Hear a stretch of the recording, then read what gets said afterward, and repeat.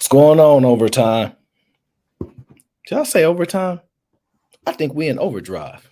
Well, what can I say? I run them both. What's going on? What's going on? Welcome to overdrive. What's going on? What's going on? How's everybody rocking out today? Kojak, I had to get my water. You know I had to get my water. That's what took me a minute. What's going on? Yeah, we about to get into it. We about to get into it. You already know. You already know. Ricky, what up? What's going on, bro? Daryl Long, what up? Yes, yes, yes. How's everybody today? How's everybody today? What's today? Today is Wednesday. Today is Wednesday, the 25th. Yeah, 25th. So listen, I'm feeling good. I hope y'all feeling good. Everything should be everything, as they say. Everything is everything. You spent this winter season choosing violence. Absolutely not. I choose not to be I choose not to walk around things more so than not, right? I'm just going straight through it. I'm going straight through it. Well, hello, Miss Heather Woods. How are you? How are you? Yeah, you already know it's the basement life. I'm ashamed that a lot of y'all don't know. Y'all should move back in with y'all mom. See, don't let nobody shame you and tell you it's wrong to live with your mom. Go ahead and move back in the basement with your mom as long as she cook. Because you know the girl you probably with right now can't cook. Let's just be honest. You know the girl you looking at on your left or right now, she can't cook. Just go ahead and throw her back. You know she can't cook. What up, though? What up? What up? What's going on? What's going on? Sean, what up? What's going on? What's going on? I'm hopeful, hopeful not to get canceled today, but hopefully not. Hopefully not. Well, no, actually, no. I'm just asking questions today. We're just gonna have a conversation. There's no way Aaron O can get canceled for a conversation. There's absolutely no way. My guy Ricky says, turn the stove up, my guy. No mercies, all facts. Team no settle 2023. All facts, bro. You already know how we coming. You already know how we gonna do it. I'm just gonna ask the questions, hit the conversation, and hopefully we I call it a meeting of the minds. You have the women, you have the men, and then you have me, the mediator. Now, maybe I'm like the little devil on your shoulder. Maybe I'm like the little devil on your shoulder, and I'm always poking at you. Just do it anyway. Say it anyway. You know she gonna throw something at you anyway. Just say it anyway. She gonna throw something, throw a shoe at you or something. So just do it anyway. Get it out of her. You know how when you gotta piss somebody off or you get the truth out of them, damn, like they were like, what's wrong with you? Nothing. I'm cool. I'm fine. And you keep asking, you show everything cool? And they be like, I'm fine. And then that hour later, they be like, I just think, y'all ever seen those? That's the same thing. You just got to keep poking at people. The truth comes out when people are frustrated. Well, y'all know who tells the truth. What do they say? Who always tells the truth? They say, what is it? A drunk, somebody that's drunk, usually like a child or something. And what else? Drunk, the child, and like an angry person, right? Right. I think that's like the three people that's gonna pretty much tell the truth. When you pissed off, angry, yeah. That's what. Okay, the drunk, the angry person, I think the child or something like that. Yeah. A woman who is mad. Yeah, all facts. Sometimes you got to get people riled up a bit for the truth to come out. And so that my goal is just to ruffle feathers a little bit and have uncomfortable conversations, say things that people are not necessarily allowed to say, but I can say it because I'm not as afraid as other people are of being in, I guess at this point, somewhat of a spotlight to where your face it's put out there and people can judge you and all this type of stuff. They can call you, they can try to call your boss and get you fired. Many people have gone through that. It's crazy for just having a conversation. They'd be willing to get you fired. I know that sounds crazy, right? Just willing to have a conversation can get you fired. That is the sad part. So, how many of y'all was able to catch the previous show I did when we did a video review of what was it? Feminist versus anti-feminist the other day. So, we did that breakdown, and during that video, I said a lot of stuff. And one of the things that I often say, oh, well, hello there. Listen, my night just got way better. What's going on? What's going on? DeSosa, how are you? How are you? Freedom of speech does not exist. Freedom of speech, I guess I wouldn't use maybe that terminology. You're free to say whatever you want to say, but it doesn't mean you're free of penalty or punishment or reaction from people. Like, that's life. You got to take what come with it.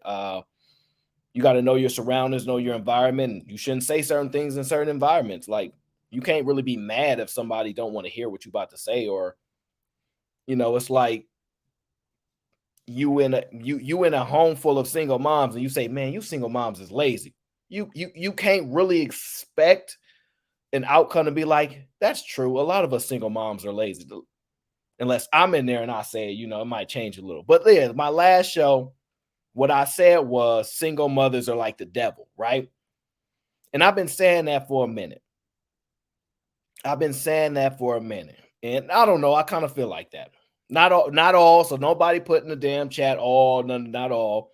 But single mothers are like the devil to me. They just really are. But maybe I'm wrong.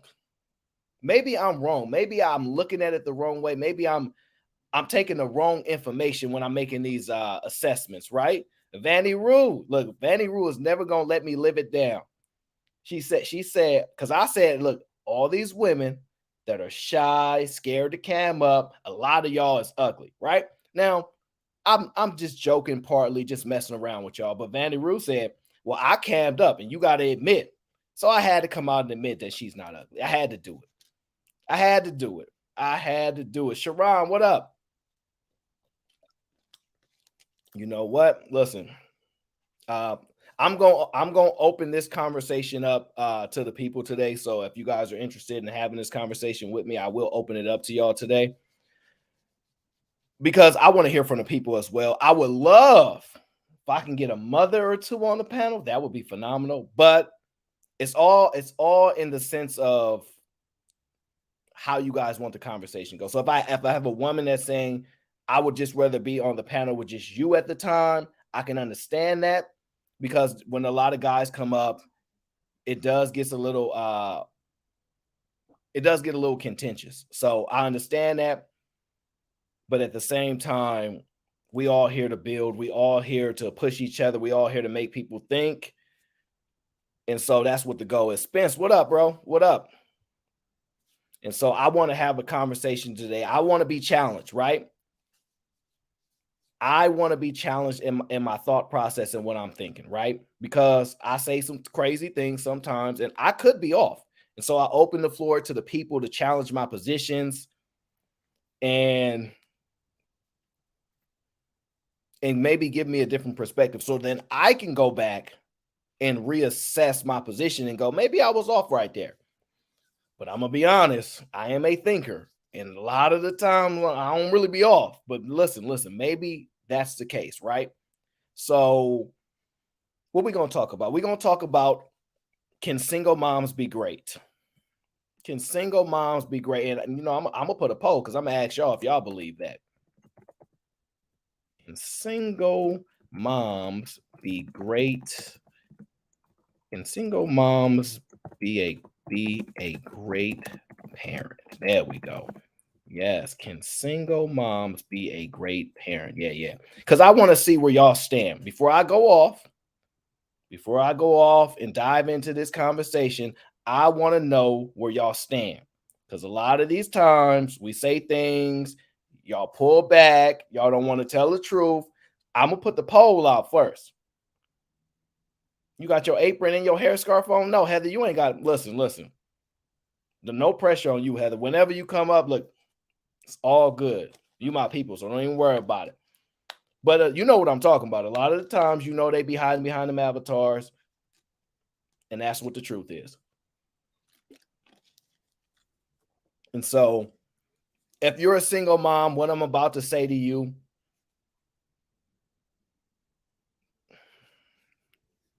well, if you're a single mom, please do not be upset for having the conversation. If you feel the courage to step up because you feel single moms are mischaracterized, misunderstood in a lot of ways, and the things that I say is just so far off, you hit the link. You will hit the link and you can tell me where I am off at, right? Shout out to Spence, right? You can tell me where I'm off at. Nah, thinking, man. Take the poll. Don't like it. There's a vote for the poll that I put up. No. Nope. I'm not gonna let you jump. I'm not gonna let you jump right over that question. No. Matter of fact, let me pop out my chat so I can possibly see what's going on. Even though somebody gonna yell at me and saying I'm not paying attention to what's going on. But let me tell you my position, right? So last stream I did a review on feminists, the mothers, right? And I said that single moms are like the devil, right? And some people may disagree, right? And I primarily said that because single mothers tend to look at their children as burdens, right? That's just the truth. That's just how most of us will look at it. And I'm going to substantiate positions around why I think that and what has drawn me to a lot of those positions, right? Oh, Mother J, what's going on, Mother J? Can you tell everybody to stop saying Mova J and say Mother J? Because they all the way off. Black people supposed to be able to know how to pronounce that, but they say I ain't black enough. Well, actually, what they say I'm in the middle. Whichever one. They say I'm in the middle. Ricardo says I'm out. Salute to you, fam. Salute to you. We see you on another one. So let's break it down. Let's break it down to why I kind of have this position, and then I will definitely open it up to anybody that particularly wants to challenge the position or give me a different insight to where I could be off wrong.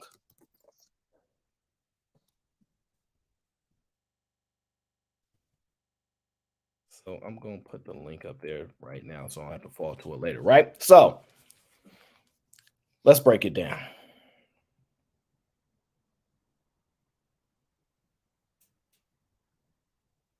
Let's break it down. All right. So what often brings me to this position is that a lot of single moms in particular often complain about the children that they have. It's the experience that we've had dealing with them and listening to them. We got aunties. Now, I know y'all be upset because we talk about, we got aunties, we got our own experiences, and y'all don't like it, right? And we pull from everywhere. So often to the case is if a father is not present, he often tends to be the scapegoat for outcomes and situations, right? So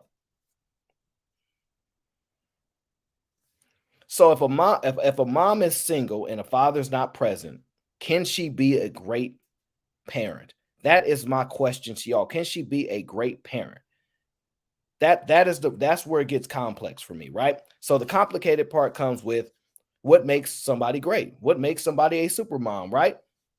And it's hard to determine that, right? Because I'm under the opinion, as of now, that if you're a single mom, you can't be great. If you're a single mom, you cannot be great. And I'm going to tell you why my position is this way. And I won't give you every single position because I'll be challenged. And I want to make sure I can assess certain things. What does her being single have to do with her relationship status? What Tyranny, what does that mean? What does her being single have to do with her relationship status? I don't somebody tell me what she means by that question. Are you making reference to what? Okay, what does her being single mother have to do with her relationship status? I'm gonna be honest with you. I'm not sure. I'm not sure what your position is or what your disposition is towards what I'm saying. That's why listen, that's why sometimes text chats is not the best form of communication, right? So let me get into it, right?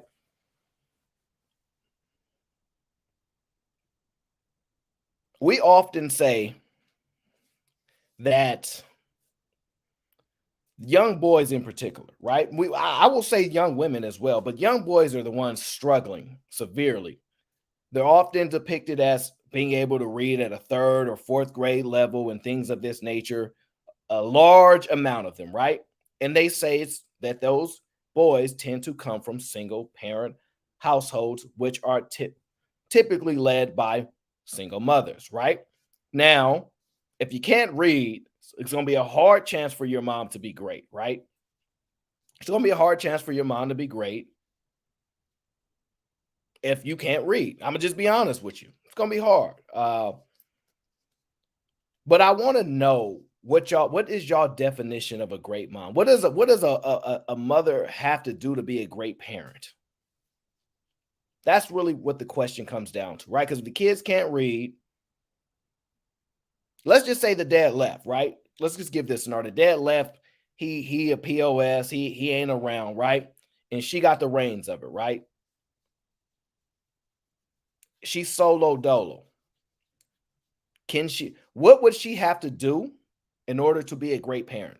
Like what obstacles does she have to overcome? What actions does she have to do in order to be a great parent, right? So I'll give you this perspective, right? We often talk about how women are hypergamous, right? That's your favorite. Oh, women are hypergamous. They always trying to consolidate on the top man, right? They always trying to consolidate on the top man, right? Now, my thing is, if you're trying to consolidate on the top man, which I don't believe most of this, right? How is it the top man don't tend to stick around or don't help you raise your kid to learn how to read? Oh, let's see what Robin said. Oh, Miss Robin. Oh, how have we have missed you. Single mothers deserve more credit than they get. Okay. Yeah, that's not my question though. I'm asking, can single mothers be great? I understand you might feel they deserve more credit than they get. Who should give them the credit, by the way? Should it be her children? Should they be grateful that she's taking care of them?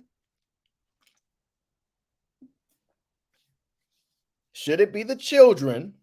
Should they be grateful that she's taking care of them? You want a single mom to get credit? Credit from whom? Who do you want to give the moms the credit, Robin? Who gives them the credit? Who do you want to give them the credit? That's what I'm interested in knowing.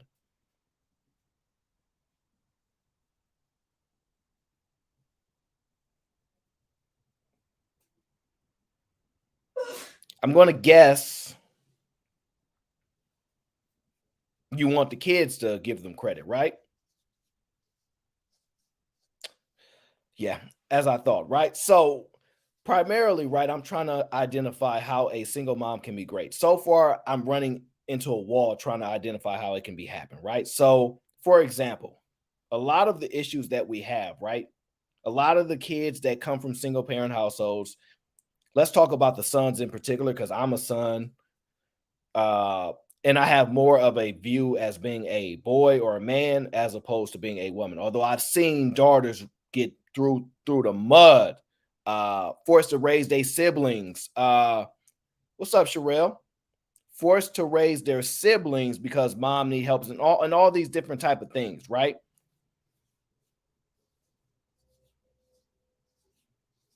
I agree, Ricky. I agree with that assessment, but I could be wrong. Maybe there's a way to be great. Maybe there's a way to be great. So let's just say it like this, right? I'm going to presume that most single mothers are struggling in most aspects, right? So, for example, part of the issues that we have is this: single mothers tend to produce drug dealers, gang members, athletes, and rappers.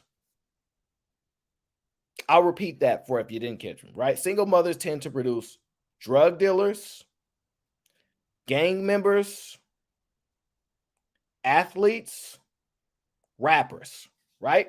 I assume a lot of y'all would agree with that, right? Let's have some fun. Let's have some fun. You ever wonder why when these athletes, and I'm glad Sherelle's here because she's a wealth of knowledge. You ever wonder why these athletes always be thanking their moms at commencement speeches and all this stuff? Oh, yeah, I won the MVP. I want to thank my mom, yada yada. You ever wonder why a lot of these kids, a lot of these athletes tend to come from poor backgrounds and single moms and they tend to go to the league? You ever wonder why that is? You ever wonder why these kids go out and sell drugs and join gangs? You ever wonder why?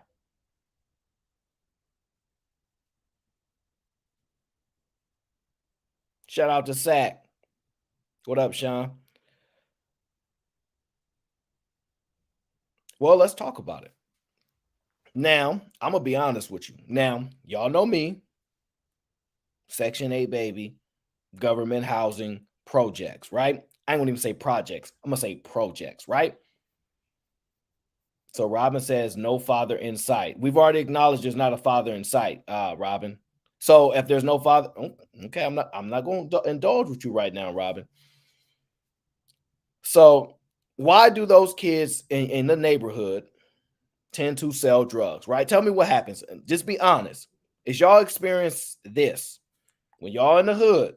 For the ones that come from the hood, got family in the hood that's gone to the hood,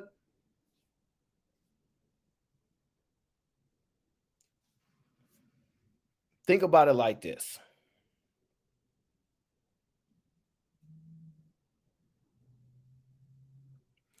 When those boys in particular, because women tend to not sell drugs, they got other skills that they can utilize. When those boys tend to go and sell drugs, do you think their mothers kick them out or accept the drug money to help pay the bills? What do you think happens?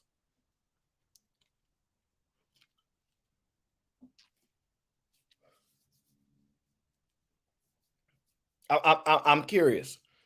When those boys in those hoods tend to sell drugs, do you think their mothers kick them out or they accept the revenue? What do you think happens?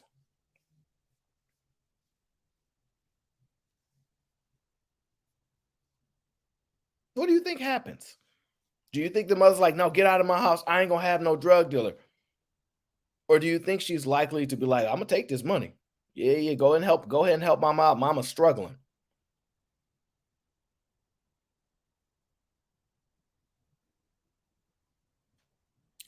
It's a combination of both, huh? I would agree. I would agree. Now let me ask you this. When those sons join gangs, do they moms tend to kick them out or let them stay? What tends to happen? Kick them out, let them stay. What do you think tends to happen?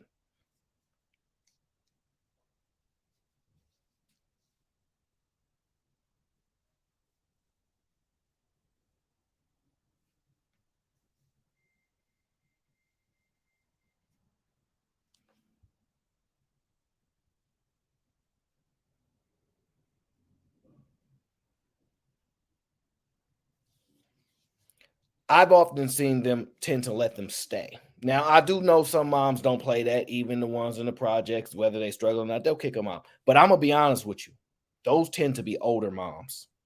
Now, mind you, most of us are probably a little, well, I shouldn't say most, a good amount of us are a little bit older. So we've got to experience when mothers might, at a point, might have had certain respect levels, right?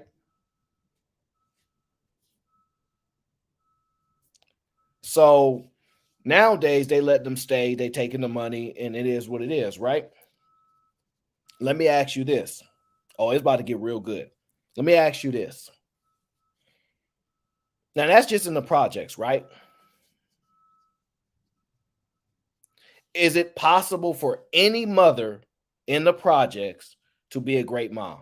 I want y'all to put a one or a two in the chat if yes. If it's possible for a mother in the projects to be a great mom, put a one. If it's not possible, put a two.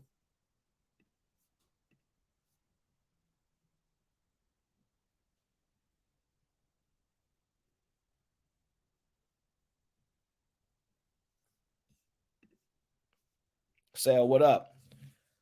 John the Baptist says single moms can't be great when they have to compete with men. Well, well, it's interesting, right? So I'm seeing a lot of ones, right? I'm seeing a few twos, and there's an indication of that single moms in the projects can be great, right? Let me ask you this. Don't do that, Kevin Garnett. Let me ask you this, right? In the let's just say you move out of the projects, you go to the suburbs, right? Where there are mothers, single mothers that have a little bit more money, right? Now, when you go to more affluent areas, even if you're a single mom, do those areas tend to have gang members in those areas or no? Outside of project housing, does more affluent areas tend to have gang members there?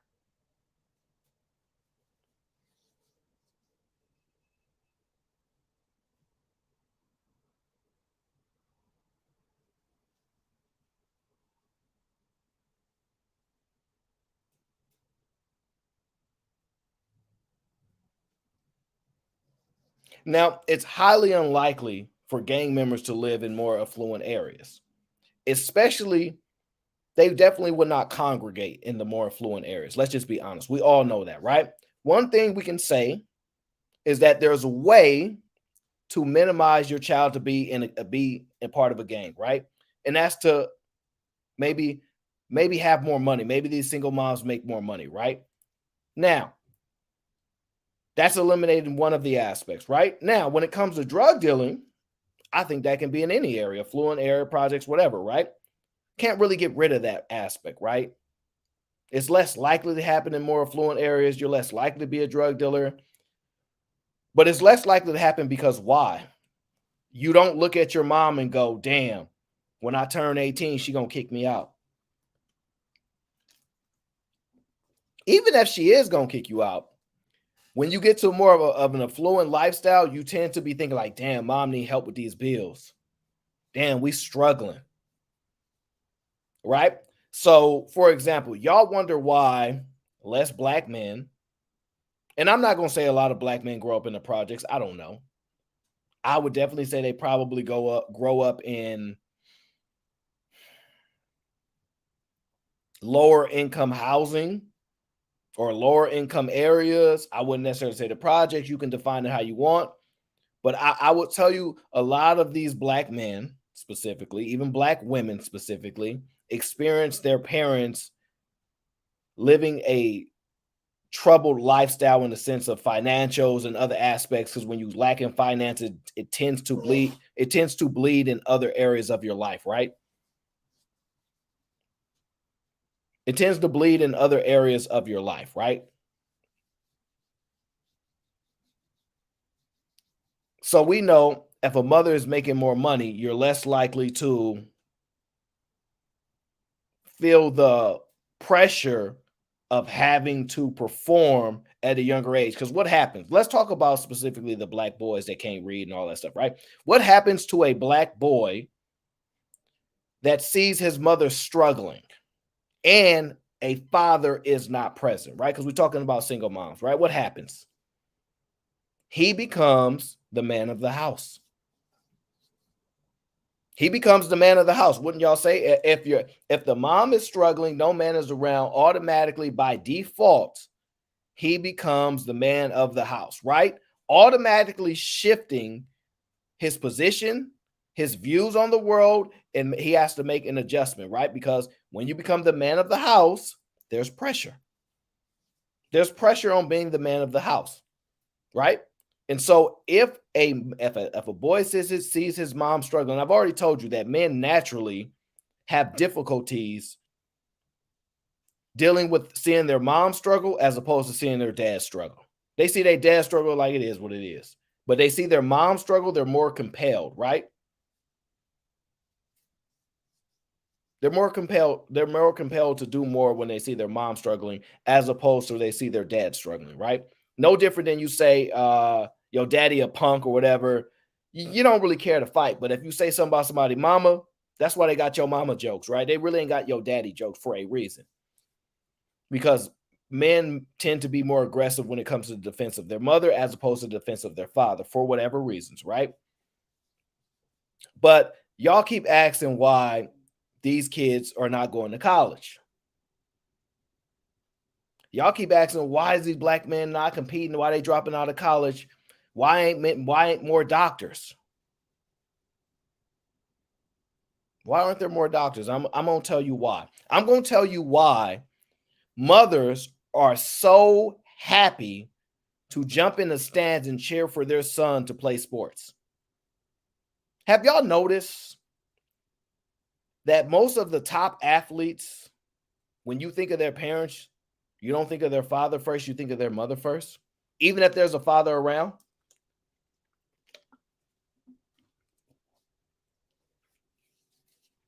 Because single mothers produce athletes. Single mothers produce athletes. That's right, KJ. Fast money. Fast money. And there's a reason why they tend to play sports, because they can get to that money much faster. They don't have time to figure out their life, figure out what they're going to do, because they're watching their mom struggle. Once you see your mother struggle, or your mom tell you, man, you kids is expensive. Oh, it's hard, man. It's hard work being a parent. Oh, you better enjoy being a child. Once she starts to hit you with this point of views, you become impacted. You become impacted. And there's absolutely no way for you to change that. So you're going to see a lot of young men. That's why, even if you look at, like I said, even if you look at a lot of these rappers, right? They can't read either. There's a reason for that. Listen to their music. Most of them, they love their mom, but their mom had them in a troubling environment. You could look at NBA YoungBoy. You could look at pretty much any rapper right now, right? They will tell you. You heard what Tupac said. Even though you was a crack fiend, you still was a black queen, right? No matter what. I love moms. If I make it, you get in the house. If I make it, moms, you get in the house. I got you. Even if they're in a struggling environment, even if the environments are not good, right? Like if the environment was different, right? If Pops was taking care of you and struggling like that, he'd just be a loser. And I'm struggling, Pops, you a loser. But if mom is a single mom and she's taking care of you, she's lauded. Oh, you're doing such a great job based upon the position you're in. Like, that's what they'll do. If your mom is struggling because the man is not there, she's lauded for that. She's lauded not for making your life exceptional. She's lauded for just persevering, sticking around, whatever you want to call it. She gets accolades for that. And the reason why the boys are like that is because of this. Because at the end of the day, if y'all have ever been in a struggling environment, you at least got somewhere to sleep. And if the government is going to give your mom a place for you to sleep, you're going to rock out with her. You're going to rock out with her. It's like, even though she ain't the best mom, at least you got a place to sleep at night. You at least got a place to sleep at night. And a lot of times, that's all they need. They need to go in at 2, 3 in the morning after they done hanging out all night, because they ain't really got no perspective in life. But moms, at least we got a spot. Even if it's the low of the low, even if it's not the best outcome, even if it's like the lowest of lifestyle, they're happy with it because mom, it's cool, moms. But if the dad does that in the same environment, he's a loser. Oh, that's because he probably, let's not focus on that. But think about it like this. So we got rappers, we got athletes, and it's all fast money. How you gonna get a black man to become a doctor unless you put him in an environment where he don't ever have to feel like he needs to support his mom? She needed support. How is it ever going to happen if he's in a position to where he views his mom in a dependent state? Tell me how that will work. It won't. That's why you see all those athletes. Think about this. You see the Kevin Durant's, LeBron, obviously. You know, I bet y'all even know who Kevin Durant's mother's name is. I bet y'all know who LeBron's mother's name is. Do y'all know what LeBron's mother's name is? Kevin Durant's mother's name is. Do y'all know their names? Let me ask you that. Do you know their names? Those two guys won the MVP. What about James Harden when he won the MVP? You remember his mom? Yeah. Uh-huh. Interesting. Oh, Rihanna, interesting. You a sports fan. Okay. Now check this out, right? Now, all those guys won the MVP and they all gave a speech about their mom and the yada. You know how they always do, right? Talk about where they come from. Now, let me ask y'all this. There's a reigning MVP in the NBA, back-to-back MVP. Do you know what his parents' name is? The reigning MVP right now. Do you know his parents' name? The mother's name, the dad's name. Do you know anything about his parents? The reigning MVP in the league right now in the NBA. Do y'all know anything?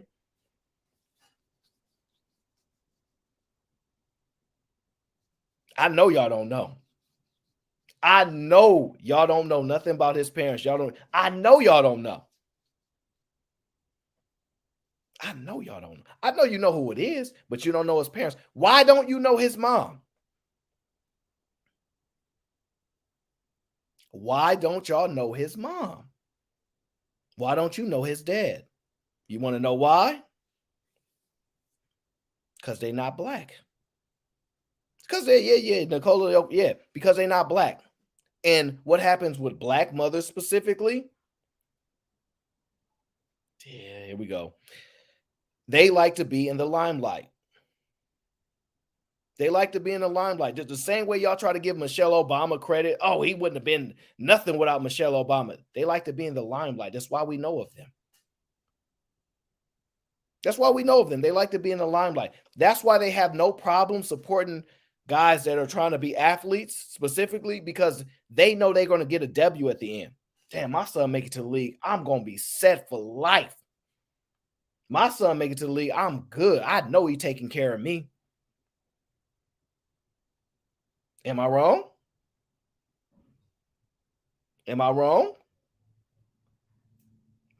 Haven't y'all noticed there is an uproar of supportive mothers in sports when back then you didn't want your baby to play sports? No, I don't want my kids in sports. They're gonna get hurt. Haven't y'all seen a huge 180 on that? Now they are the most supportive ever because they start seeing, oh god damn, I get a house, a car. Oh, even the rappers, even the most troubled relationship with their mom, drugs, whatever, it don't matter. Get this house. Dad, nah, you get nothing. You don't get nothing. And the main difference is the government gave her a house and he just was like, I could stay there. She didn't do anything great for him, nothing like that. He's just, I could stay there. Now, if the government gave his dad a house,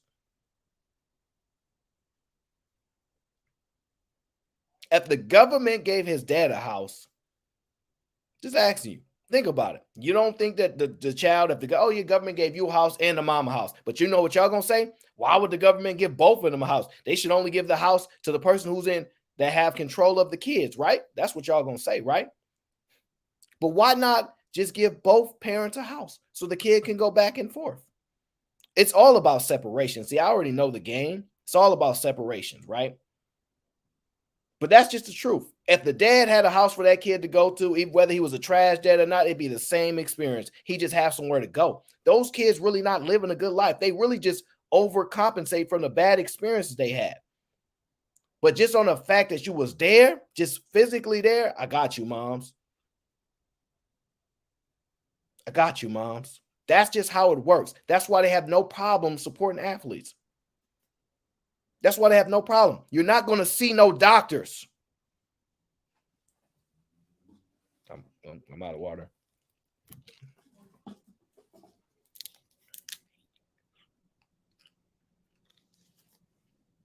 You're not going to see no doctors because it takes too much time to go through 8 to 10 years of schooling. It takes too much time. So they're not going to push that. Not in a single mother home, but you can get a doctor out of a two-parent household. You can get a doctor out of there, especially if your mom is college graduate, your dad's a college graduate. It's a high probability you will get a doctor out of that.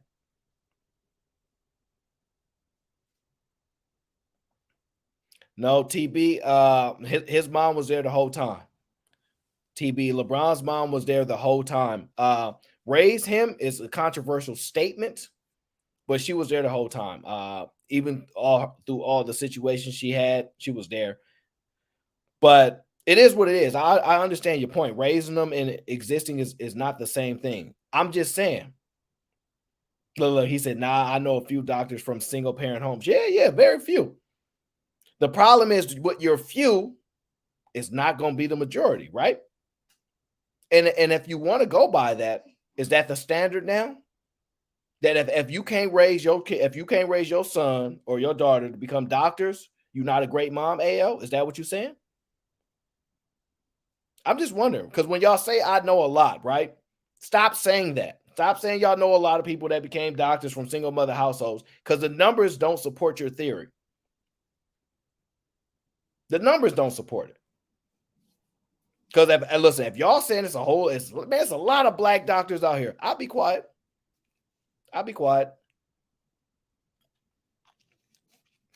If that's y'all statement. But I'm guessing it's not.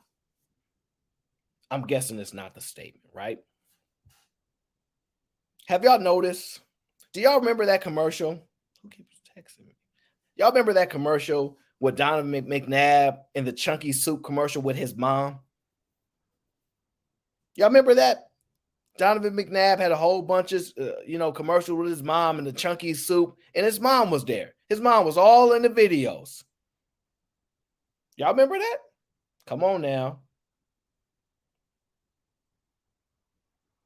Y'all remember that. Come on now. Don't act like y'all don't remember that. I know y'all know. And then y'all also remember Michael Jordan had his mom in the commercial. Y'all remember Michael Jordan had his mom in the commercial? When she dunked the ball, they switched the character. She dunked it. Come on now. Y'all remember? Do y'all remember or not? Come on now. Do y'all remember that Michael Jordan had his mom in the commercial?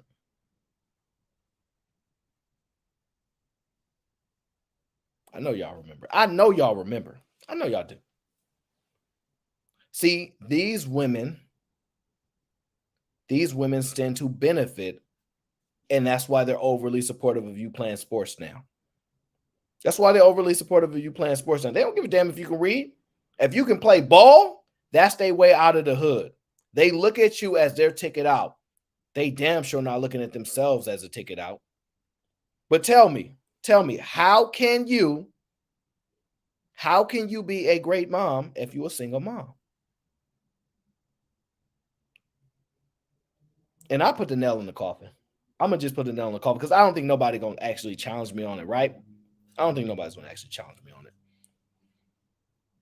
I'm going to presume a great mom has to do all these things, right? She must make money to provide for her family if she's a single mom. I'm better off saying that the man probably died in an accident or something instead of saying that he just left, right? Because then that would eliminate a lot of the excuses, right? For like the dad died in an accident, right? So now you got to provide monetarily.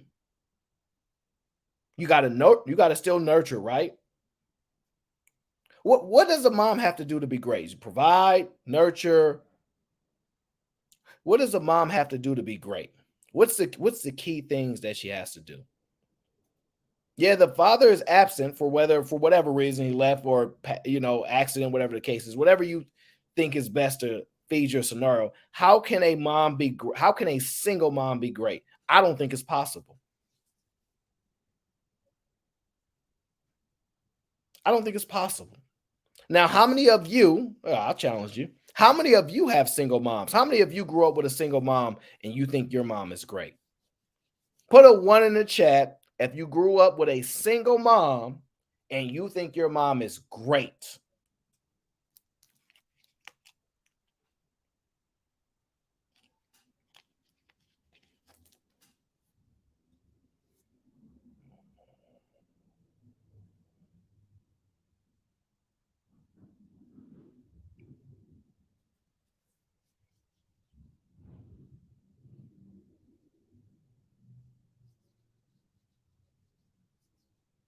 Mhm.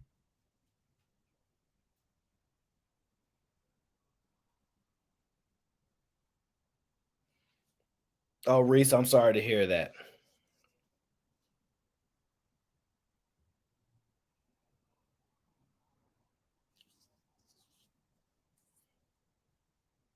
Now, I'm expecting a lot of the guys to say this because guys overcompensate for what good is and not great. And just because that's their mom, she did the best she could. And like I said, boys overcompensate. Now, if you grew up and you did not have a dad, how can you have had a great experience? How can it be great? How can your mom be great if she doesn't secure you a father?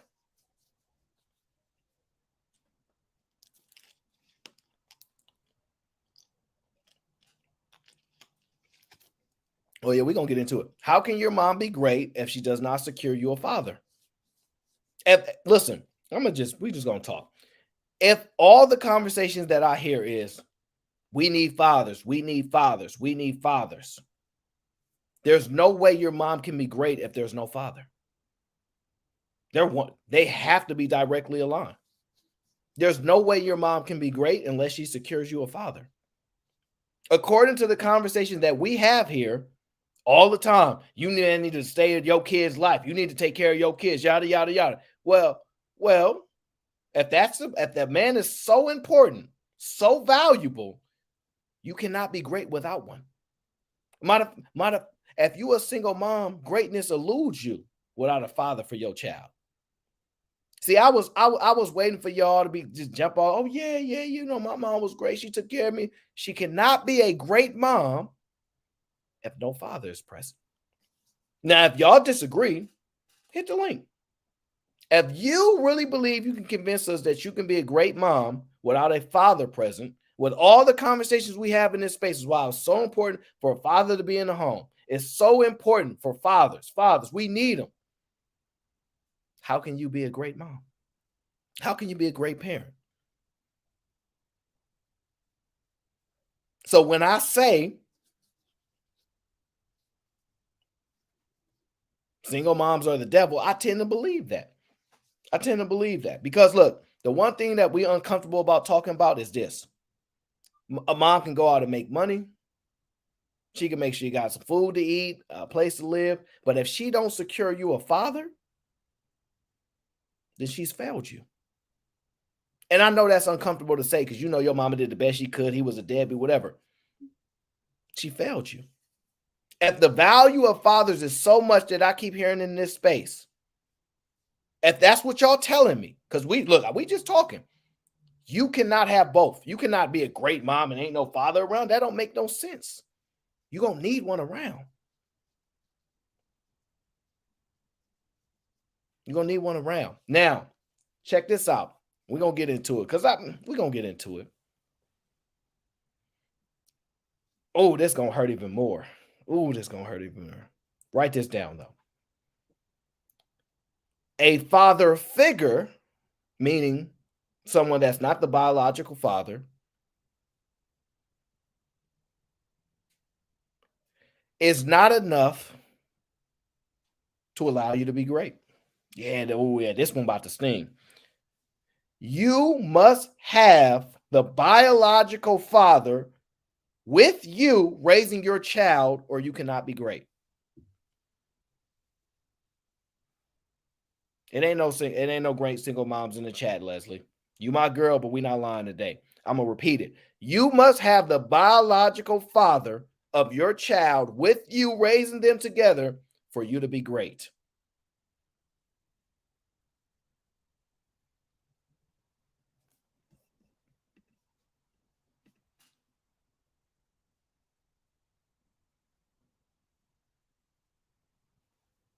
Yeah, you must have it. You must have it. What do you guys think about that?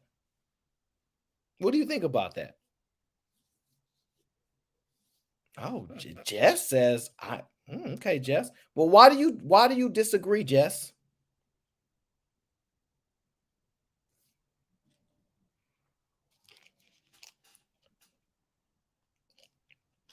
Mm. Oh, we about to get this. This is perfect. So, why do you disagree, Jess?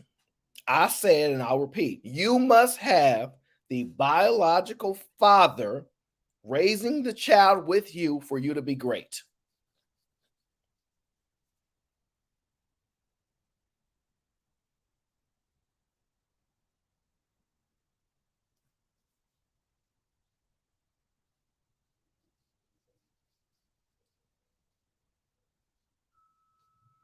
I'm sorry to hear that, Sal.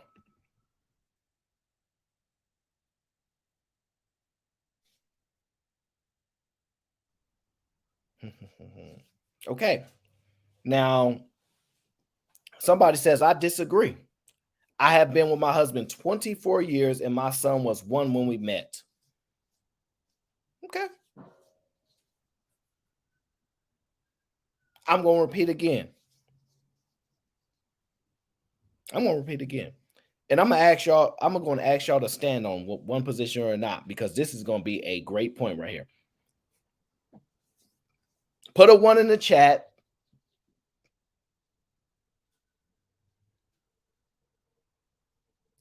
Put a one in the chat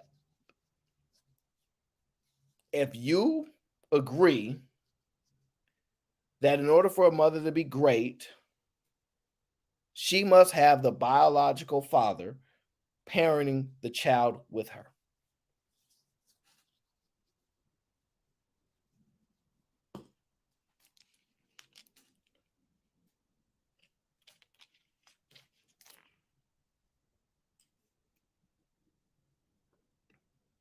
And if you disagree, you can put a two in the chat. I want to see where y'all stand.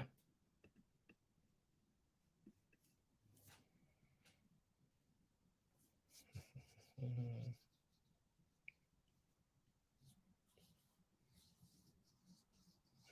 Mhm.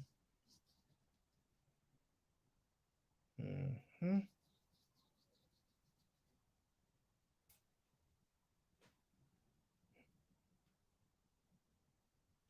All right, so I'm about to make a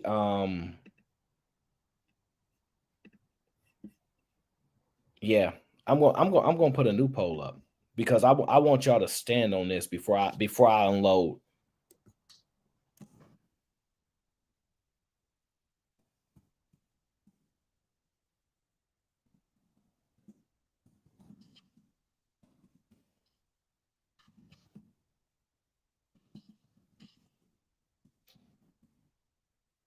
Now, mind you, I could be wrong. I could be wrong. I saw you answer my question, Jess. Don't worry. I saw you. I'm not ignoring you. I want you to put it in the poll too. Because I want y'all to stand on this.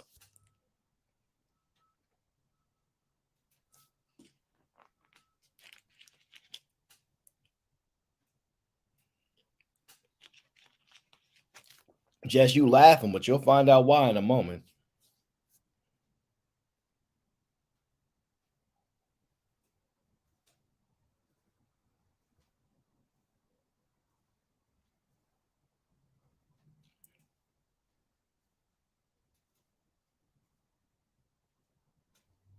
Well, Reese, I can agree to that caveat somewhat, as long as the man is heavily involved, but it has to be the biological father. Sure, sure. I mean, I can understand that she's like they didn't work out, but the greatness and never said go be with your dad, whatever the case is. When you get to a certain age, oh John, I'm just about to stir it up, right now. Shout out to the great stepdaddies, right now. Check this out, right? There's a reason why I said the biological father, right?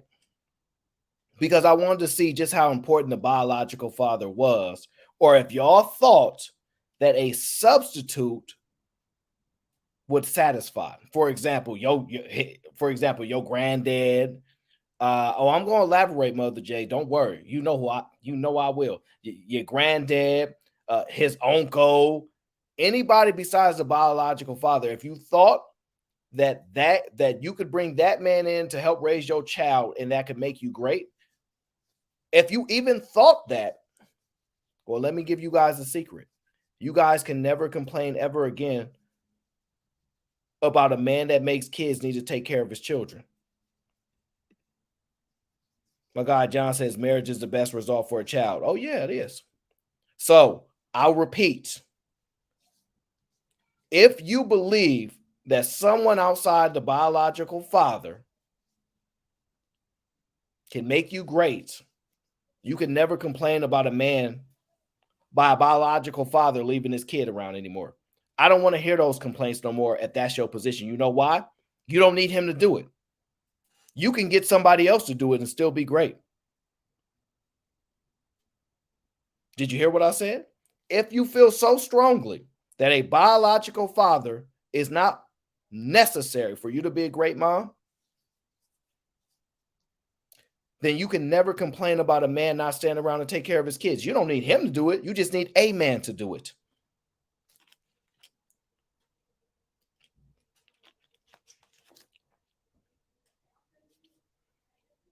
You don't need don't tell no man, hey, you need to take care of your kids. No, you don't. You just need to find a man that can take care of those kids.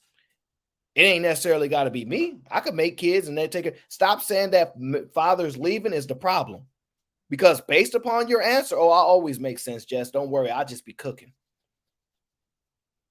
I just be cooking. If that's the position you make, oh, I'm gonna throw it out. Oh, I'm reaching, Heather. How? How am I reaching if what you're saying that you can substitute a man and still get greatness doesn't make sense? It's it's not about responsibility. So what I said was if you agree, you can substitute with your granddaddy in there, his uncle in there, another stepdaddy in there, and you can be great, then don't ever pressure a man to take care of his kids ever again. He don't need to. You can clearly get the same result by finding another man. You clearly can get the same result by finding another man. That's what y'all just said. See, I knew y'all would fall into that little line because in y'all mind, y'all thinking, damn, but what if he don't want to stay around? At least you get a father figure for him. If a biological father is not necessary for your greatness, this is not extreme, Reese. It's not. Never complain about a man not taking care of his kids anymore. You don't need him to do it. All you need to do is find another man that's willing to do it since they're capable of it and they can bring greatness. That's just the truth. And I'm not saying, listen, I'm not saying they can't. I'm going by what y'all saying. It don't make sense for y'all to complain about men that don't want to be fathers. Oh, it's those men always leaving their kids. That's why the community all messed up. No, it's not. Because according to what y'all just said, it's y'all inability to replace that father.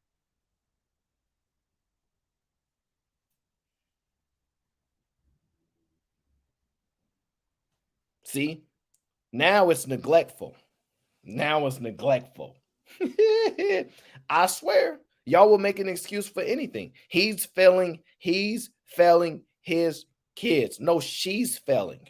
Whoever has primary care of the children, it's their responsibility to ensure the best outcome.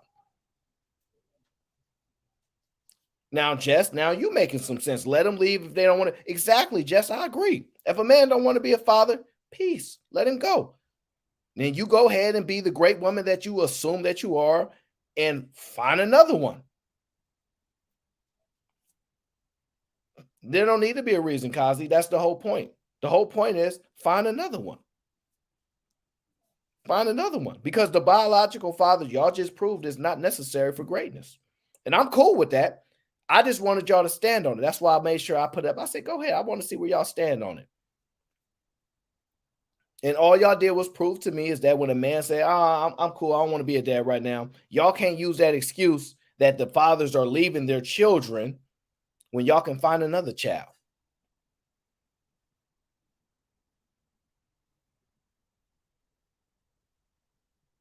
Oh, Jess, we agree. We agree.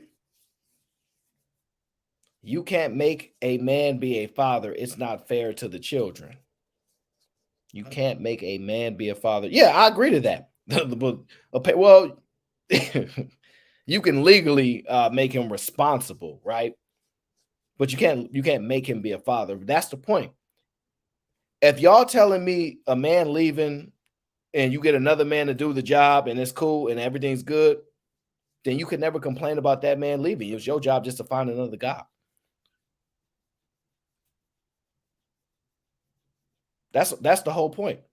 That's the whole point. So now that I know that you guys believe that it's capable to do without that particular father, whoever is the primary caretaker of the children are the ones failing them. The hypergamous women supposedly are doing everything they can to get the best man they can, but they're not securing fathers. Make that make sense? So I'll repeat. How can a single mom be great without the biological father? How? Y'all saying the answer is just get any man to be a father figure? Is that the solution?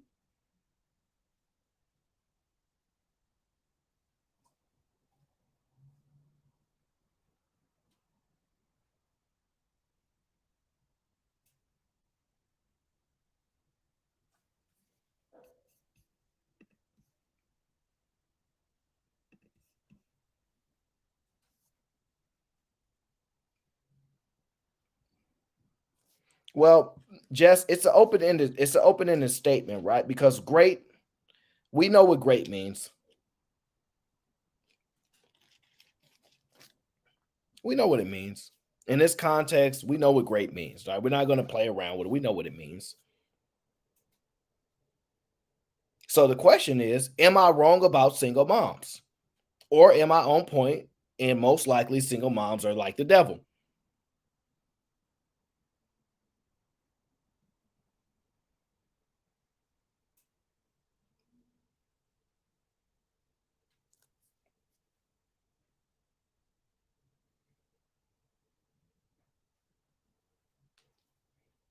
And can I ask y'all this? Do you guys even expect greatness from a mom if there's no man around? I'm curious. Do you even have an expectation that your mom would be great if there's not a man around?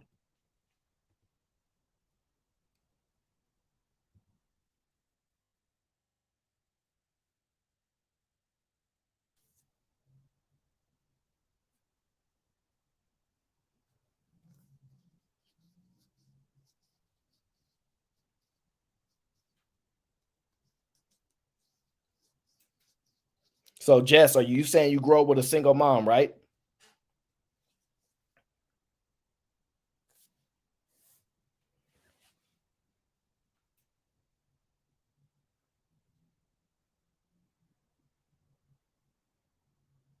I know a lot of y'all grew up with single moms, so this is going to resonate with most of y'all.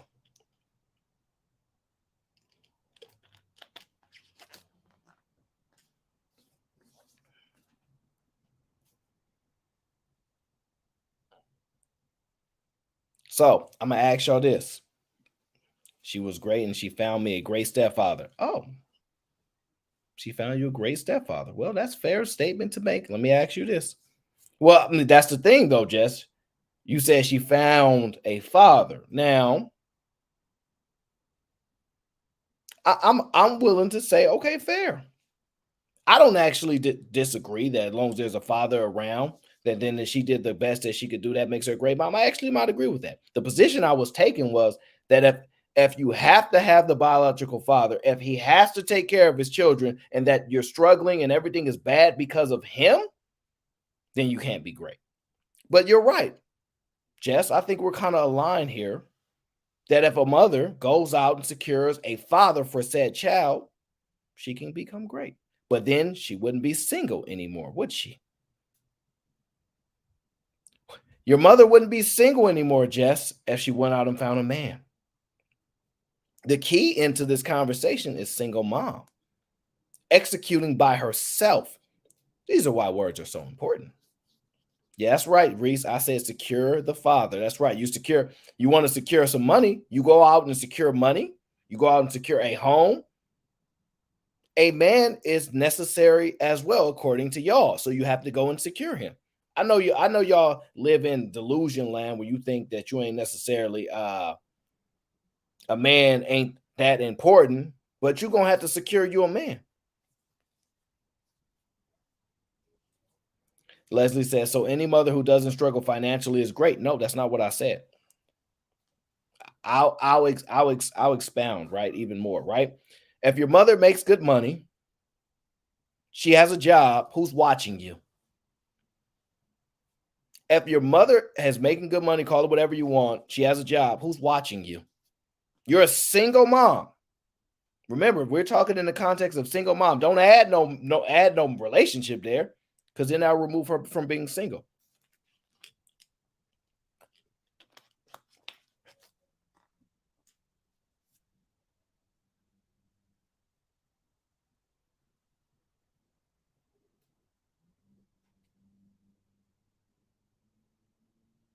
Oh no, Jess, I get it. I never said he was going to be a good dad. Never said it. I'm just wondering if your mom is making money. I agree with that, John the Baptist. If you got a stepfather, she should worship the ground he walks on. I'm 100% aligned with you. But they think a man is just supposed to do that. They learning that now. They learning that now. So I'm just wondering if she working, she has a job. Who watches the kids? Oh, he was a terrible husband. Okay, I got you. Well, to be honest with you, that's not his responsibility to you. His responsibility is to only be your father. The husband is for your mom issues. I mean, it is what it is. I know. I know. It's hard to separate those two, right? So, Jess said other family members are watching you. So, if that is sufficient, right, that other people can watch you, then stop asking for fathers. Then, no, I hear you, Jess. You said that's why it's good. I hear you. Stop asking for fathers. Then, if y'all got big mama watching and auntie watching kids, you don't need a dad. And if she is leaving you with all these people, how can she be a good mom? See, this is the thing that I often hear. Just spending money ain't enough. Just spending money ain't enough. You need to spend time with your child. But if you're a working mom, you got, let's just say 3, 4 kids because you're irresponsible. And I was young. You know your favorite line. I was young. Then you meet a guy that's 40 and had no kids. He was young. He ain't had no kids. But somehow you was young and you had 3 kids, 3 different men, and you don't know no better. We all know those lines. Tell me how you can work, not take care of your kids, and give them off to somebody else to take care of and be a great mom. Tell me how that works. Tell me how it works.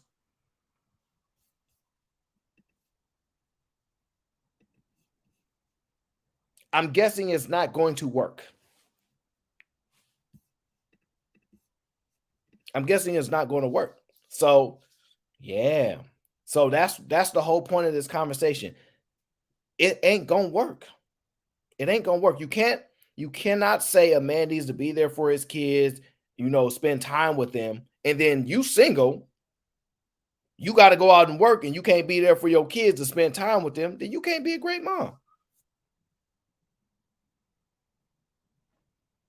So, Jess, you said it worked over here in the sense of, oh, okay, Jess. I see. I think Jess. I think you're a little different. I think you're saying that as long as you got substitutes, you don't really need a dad. As long as you got a big mama, a grandmother, and somebody else to watch you, you don't really need a dad.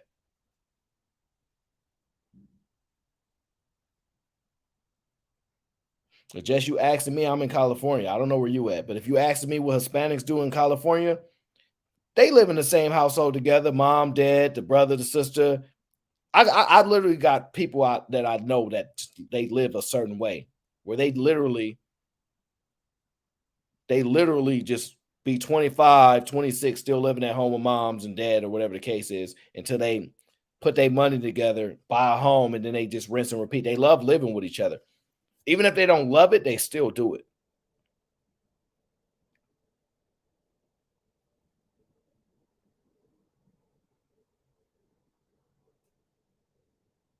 Yeah, Jess, this is cool. I want you to be an advocate for to stop telling women the reason that they fell in as a mother has nothing to do with the fact that the father left. Because what you're saying is you're living proof that if a father leaves, success is still there. So I just want you to make sure women stop making that excuse. I don't want to hear no more in these conversations. These deadbeats. They be leaving their kids. They don't take care of their kids. It's not required. You don't need them to do that. Go ahead and get you another man to do it. Y'all can get a.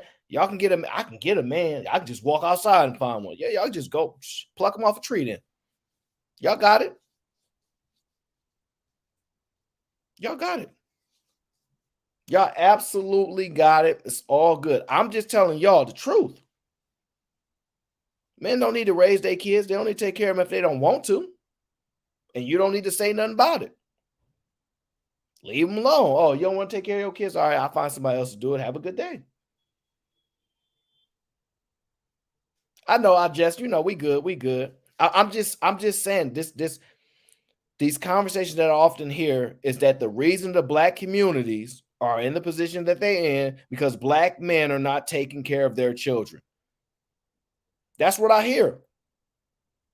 But it don't seem like they need to. It seems like there is a pathway. It seemed like there is a pathway. Diamond in the flesh. You can hit the link if you have a disagreement. Now, Bianca, I know you keep saying he's still responsible. I know you keep saying he's still responsible. Why? You think my thoughts are not dark today, Cece? This is a conversation. Why is he still responsible? Why?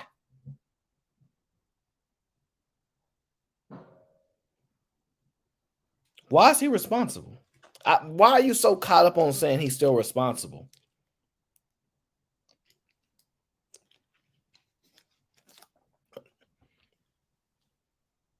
Because that's his child. So, Bianca, let me ask you this. If a woman gives her child up for adoption, should she still pay support? Should she still be paying child support for a child she gave up for adoption?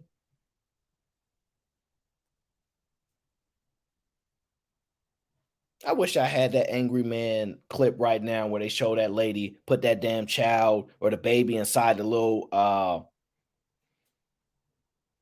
put the child inside that little box there and close and walk away.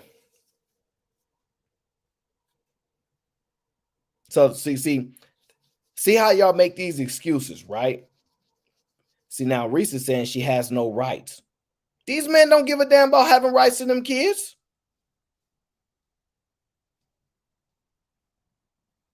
No, I don't believe women should have to pay child support ever. Their love is enough.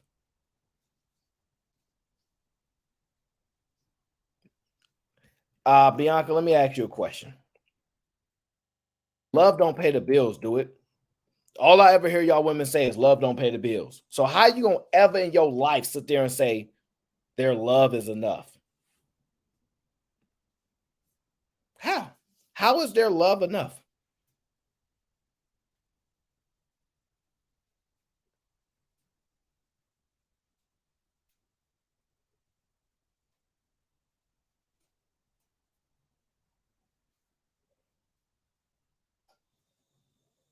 That stuff is crazy. I'm just wondering how, in the same breath, if a woman gives up her child, right? I don't want this child no more. Here, you take it. Y'all sit here in a straight face and say, well, no, she shouldn't have to pay for the child. But if a man tell you, I don't want this child, here, keep it, you want him to pay. Do y'all not hear how crazy y'all sound? And this is why y'all gonna get the experiences y'all gonna get with the men.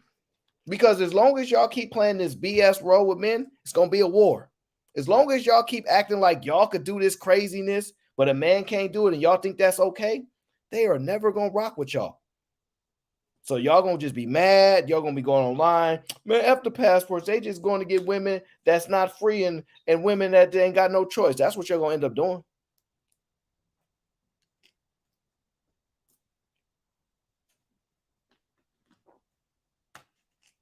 That's what you're gonna end up doing.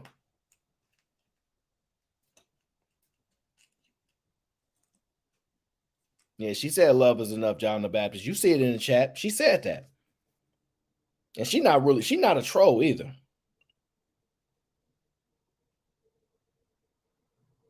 Men complain the most. I don't think men complain at all if they had the options that women had, as far as saying, I don't want this child and can leave and give you the deuces. A man would never complain for the rest of their life. Ever. Y'all would never hear men ever on these panels complaining ever again. If a man could tell you, hey, I'm not taking care of this child, this is adoption, and I ain't paying a damn thing. Y'all wouldn't be seeing men on these panels talk about nothing. So y'all can say whatever y'all want, but you would never see that. Men would be done having supposedly all this complaining that men do on these panels that y'all talking about. They would never do it again. Never. If they literally could give up their rights whenever they want and never had to pay a dime. Come on now. This is why it's got so far crazy as it is. Stuff like this.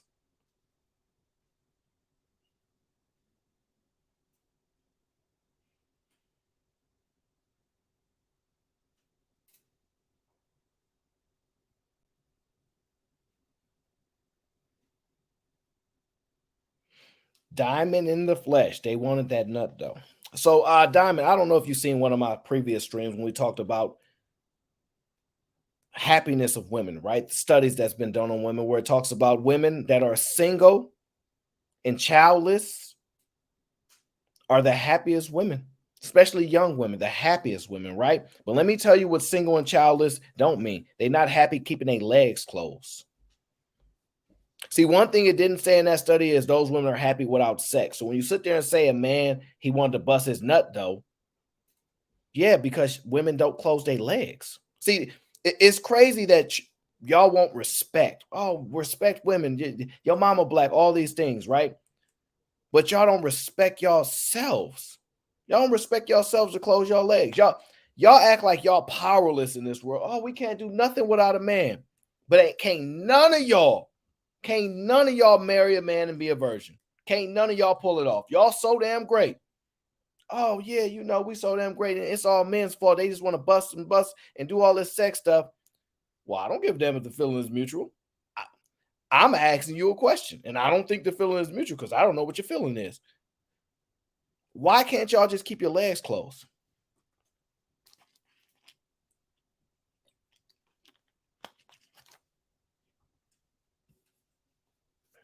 No, truly.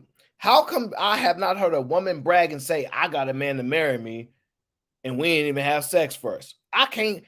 Why y'all ain't bragging on that? If a woman is a single mother, when does she have time to get some peen? I know you're not serious.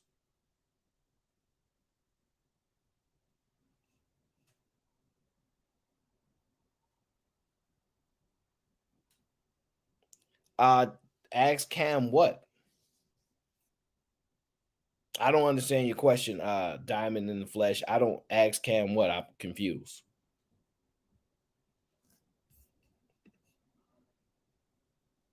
I'm just reading what you put. I'm not necessarily saying you did. You said the feeling is mutual. I'm trying to figure out what feeling you're talking about. All right, we can talk about it. What if a man wants to drive the car before he buys it? Isn't that what y'all say? Well, if you're a good car salesperson, you're supposed to make sure they don't get to test drive it. Get them to buy the car without test driving. If y'all as powerful as y'all say y'all are, if y'all as smart as men as y'all say y'all are, and y'all want husbands, this is y'all statements. Y'all want husbands, but you won't keep your legs closed until he's your husband. Why should we take you serious? I'm curious. And I'm talking specifically to the women right now. I don't y'all can try to say, "Oh no, but what about the men?" I'm speaking specifically to women right now. I don't want y'all to say, "But the men do this and the men do this." No, let's talk specifically about women.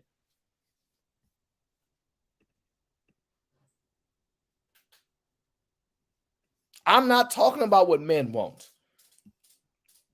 Here we go. Yeah, here we go. Because Bianca says, let's not act like men don't want women to sleep with them on the first day. I never said they don't want that. Hell, if y'all gonna just do what men want, is that what y'all telling me? What? Just is that what you telling me, Bianca? You gonna do what men want? Is that what you telling me? You're going to do what men want? That's your excuse? Because men want to sleep with you on the first date? Your excuse is I got to do it because that's what they want?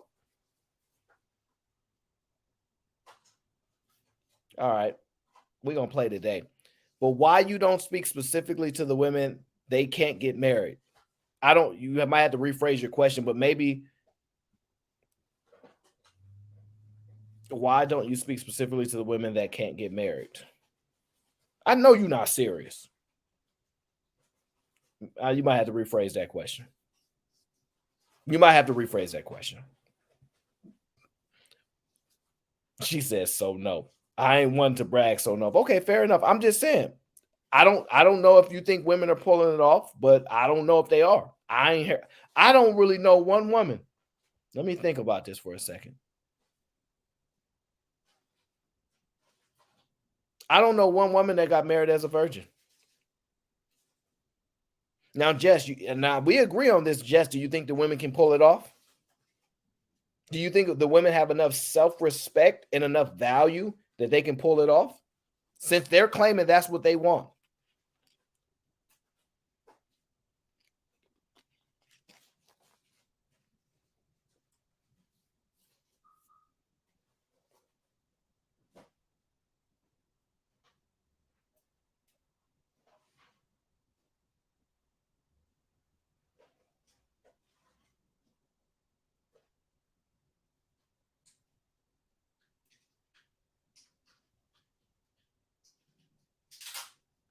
I swear, y'all cannot stay focused on the conversation or the question. So you think women? I see. I did. So I know there are women that can. Oh, so just then we got the solution. Then I swear the conversation was the men won't do it. The men won't do it. But you saying it can be done if you have enough self respect and if it's what you ultimately want, then it can be done. So the women who don't get married before they have sex, that's because they chose to and that's what they want. It has nothing to do with the man. You would agree, right?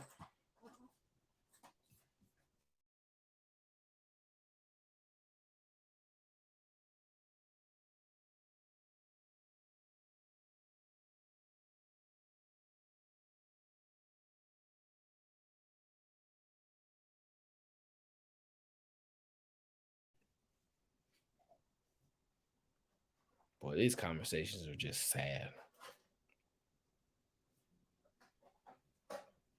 It's just sad. It's just sad.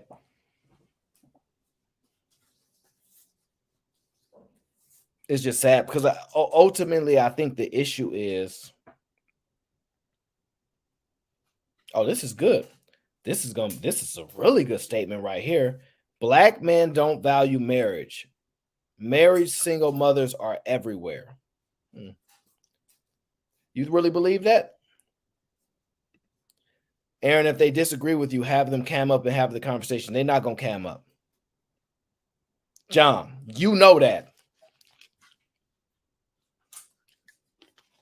And then they also gonna deflect They're also going to deflect, talk about things that we wasn't talking about, ask questions we're not going. They're going to deflect.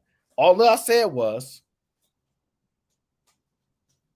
if you want to get married, and it's the man's fault, why don't you close your legs till you get married? And the answer is not that's what I'm going to do or that's what I did. The answer is I wasn't valuable enough to get the man to marry me before I opened my legs. Why don't y'all ever just say that's the answer? I swear, all you have to say is, I'm not gonna lie.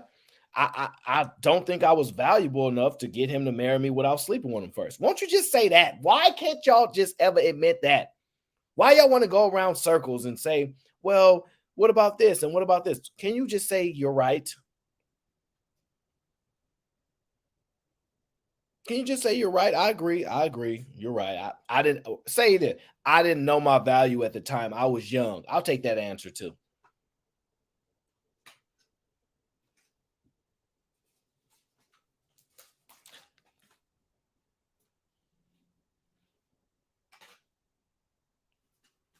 Oh no, Jess, I'm not disagreeing with you. The problem is you're a minority in your position.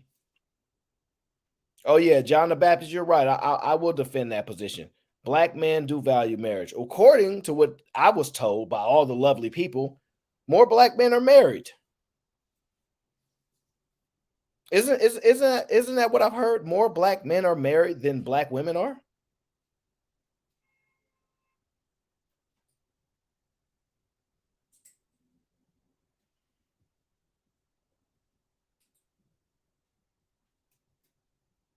Yeah, John the Baptist, I agree. I believe more black men are married than black women who are, and black women, and even by the rates and everything, they get married at higher rates. No, Diamond. It's not even just the percentage, it's the rates too. So if you can't if you if, even if there's more black women, you can then do the comparison by rates.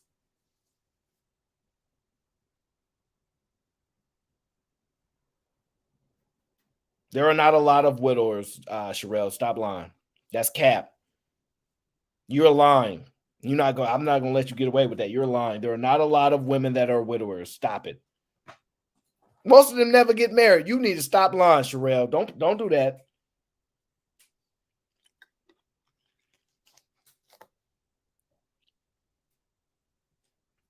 Oh, so Robin says more black women have been married. That's the statement.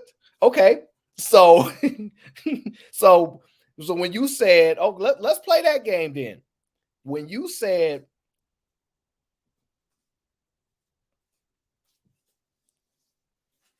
look, my guy O said he want listen. He said, I'll cash up any woman who is willing to drive into this topic with you on cam, a single decent mother.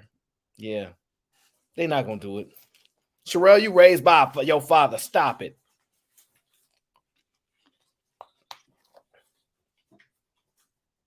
Now, here's the thing, right? Because I will agree with you, Sherelle. Look, I'm not here to fight you on your position because I'm here to have the conversation. If that's the case, you're saying more black women were married. Are you saying black women divorce at higher rates than black men divorce? So then that means they don't want to be married no more. So which ones don't value marriage more? I'm just asking the question because you tend to know about this a little bit more than I do. I like to ask questions more. Oh, they not gonna take that. Just come on. Oh, you think a single mom? You know what? A single decent mom. There might be a lot of decent single moms. They're not gonna be great though. They're not gonna be great. It's not even possible.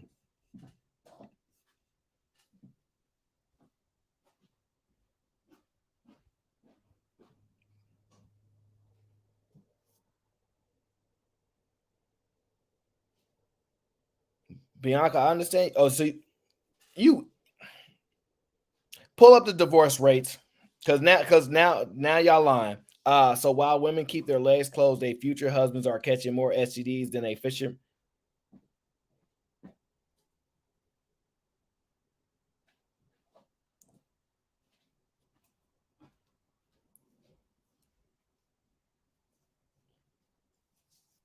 This is man, this stuff be mind blowing sometimes. So Sherelle does agree women divorce more. Okay, she does agree with that. Okay. I agree with that too. They definitely divorce more. So when you divorce, you leave said marriage, right? Oh no, you don't have to send me the stats. I believe you. Oh, I believe you. I've heard these positions before. I've seen stats on them before. Uh, I'm just interested. Women divorce more because man ain't. Yeah, okay.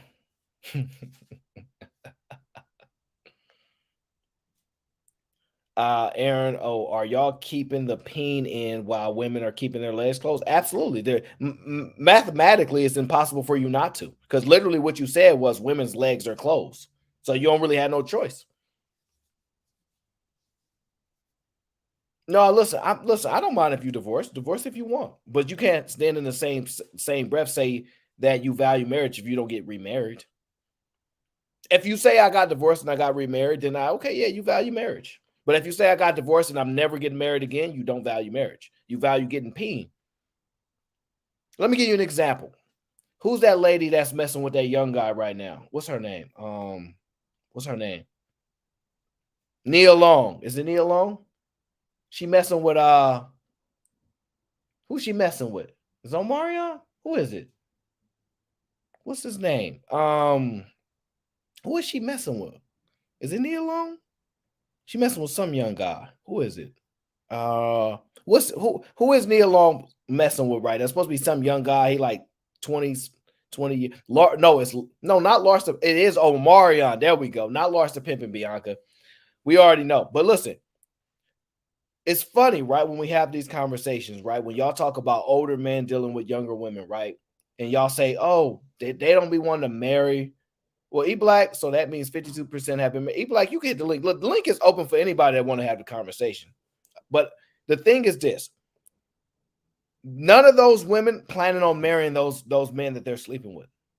Nia Long is not going to marry Omarion. She just want to have sex with him.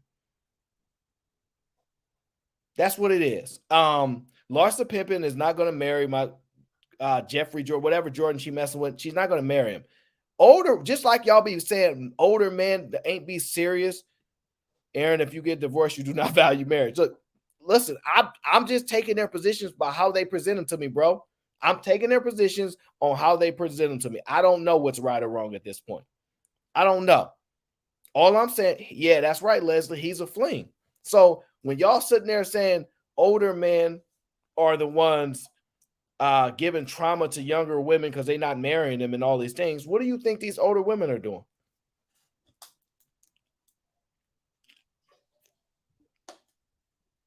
What What do you think these older women are doing when they're messing with younger men who have no intentions of marrying them?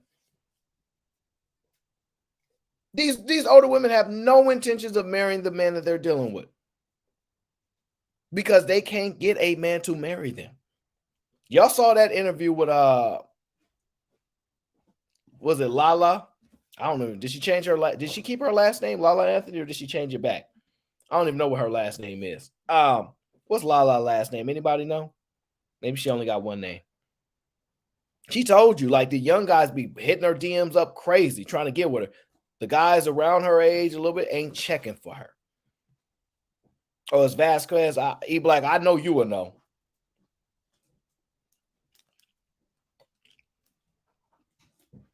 You call it getting a groove back. Boy, I say y'all will make any excuse for a woman to do that. What do you call a older man getting a younger woman then? So if an older woman gets a younger man, she getting her groove back. If an older man gets a younger woman, what y'all call that?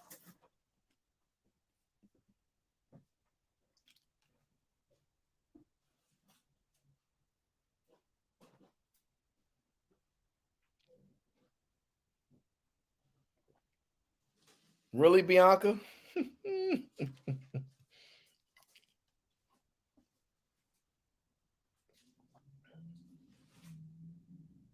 That is a man, that's so messed up.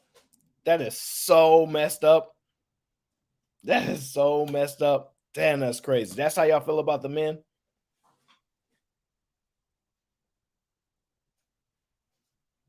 Jess, Now, when you say you know a lot of men that will date women for years with no intention to marry him, that's not building families. Well, that's the thing.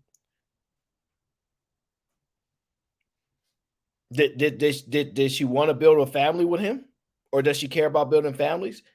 Why do y'all make those statements as if a woman has no choice?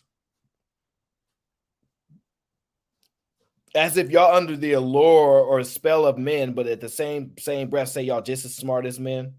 Men can't do nothing that y'all can't do. Why is that even a statement? I'll be confused when y'all say that. I'm like, that don't even make no damn sense. Now, Jess, that's a good question. Would you date a woman with an intentions of marriage without having sex first? If she's valuable enough. If she's valuable enough. What value would she bring to a man if she hasn't had sex with him? Out of curiosity. So would you go over that man's house and clean his house up, clean his underwear, photo, like all those things if you ain't married to him? Like, how would you bring value to a man if you're not having sex with him?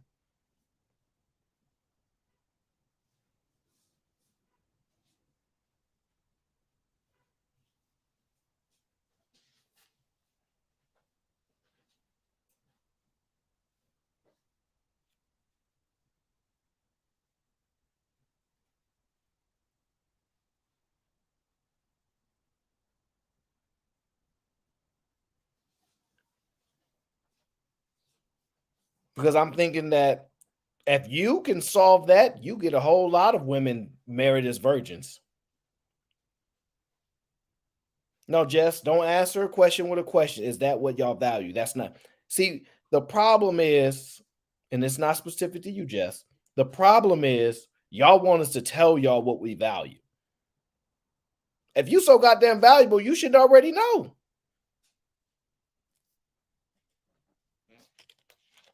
Okay? Forget asking me, is that what y'all value? What do you think men value?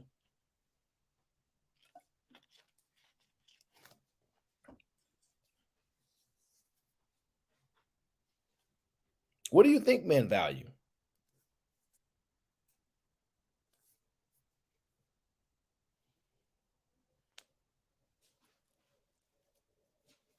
Robin, that's a lie. Men do not bash virgins. It's a lie. And men do like hoes. I do got a show on that. That's true.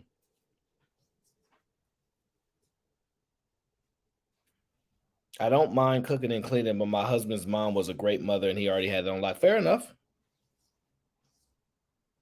Fair enough. I'm just wondering, how would you bring value to a guy if you're not sleeping with him in 2023?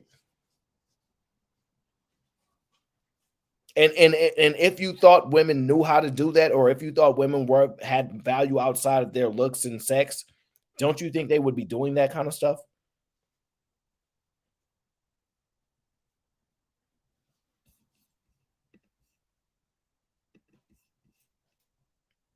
I'm just wondering.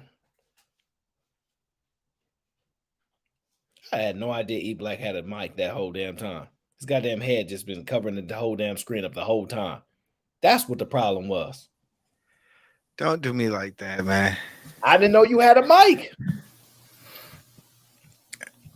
What's going on, man? I'm chilling, bro. I was discussing with the young lady. She said, "Do is sex all men value?" And I said, "I'm not going to answer that.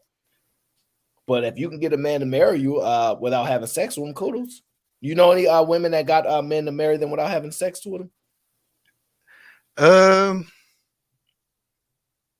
Gosh, nope. How about the chat? Anybody in the chat know some women that were able to get husbands without having sex with them first? I'm just curious. And I mean, you personally know them, not seen them on TV, not Lolo. Well, not Lolo. Lolo's still virgin, so. And I like Lolo Jones. Shout out to her standing on her principles. Lolo, you talking Yeah. about the Olympic artist or the Yeah. Olympic skier? Yeah, she's still a virgin. She like AC Green, huh? She kind of look like that. That's can. I respect that she stood on her. Look, Okay, she said I do, but most, if not, we're all religious. Yeah, don't you think marriage is somewhat of a religious concept, Jess?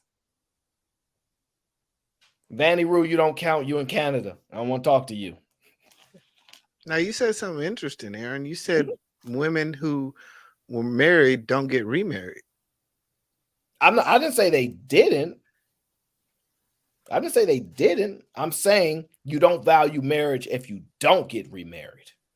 Because Oh, okay. they were saying black men don't value marriage, whatever the case is. So they went back and forth and said, hey, black women got married more, but they got their husbands die, whatever. And I said, well, black men get married at faster rates, right? Because that's how you beat the battle more. If there's a population more, you go by the rates, right? And then they said no, but then the women were married, but then their husbands died. And I said, okay, get another one then. If you or don't mess with nobody. If you saying you just die off and not slept with nobody else, respect. I could understand that, but they not doing that. They're not doing that. Yeah, I think it's dependent on the age group. Certain demographics actually do get married more often after widowship. So I think that's probably where they're coming from. Yeah, no, I get that. So do you think single moms can be great? Yeah. Oh yeah. Really? Without a father. They can be great without a father. Yeah. So then there's no need for fathers then. No, that's not necessarily true. What the hell do you need a father for if I got a great parent? What do you need the father for? I think two things can be correct at the same time. Yeah. I do. I really do. I think two You're things gonna have can to be substantiate that. I think you can have a lot of community support, family members, um, great balance in personal life that can truly create a great situation for the development of a child. So you're saying you can replace a father with other I didn't random. say that. I just said that they can be great. Yeah, I heard that. Now, if Mhm. there's no father around, how the hell can they be great? That's the part I'm trying to get. I understand they could be probably a nice mom or do the best that they can, but how can you be great if you secure no father?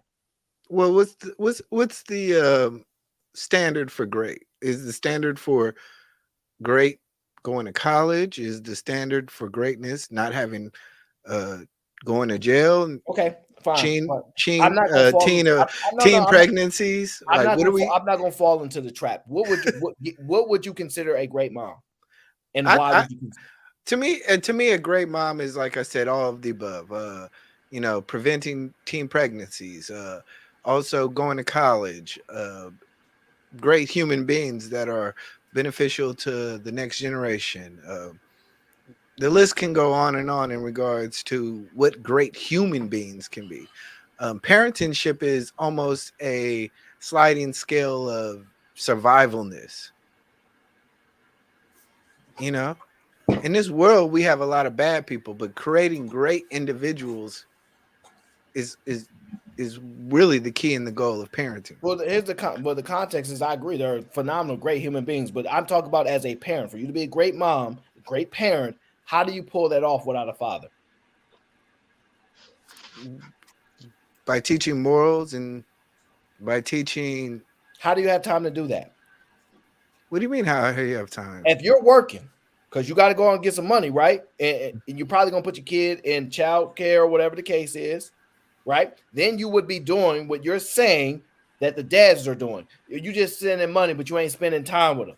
So if you're doing these things, you're taking away another aspect. So if you're taking away aspects, your greatness gets lowered.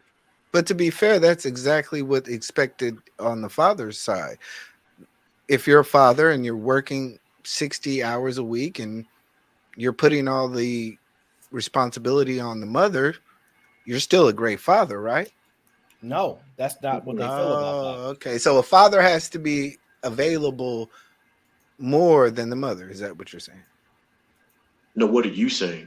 That's the John the Baptist, you dropped 150 on me. I'm sorry.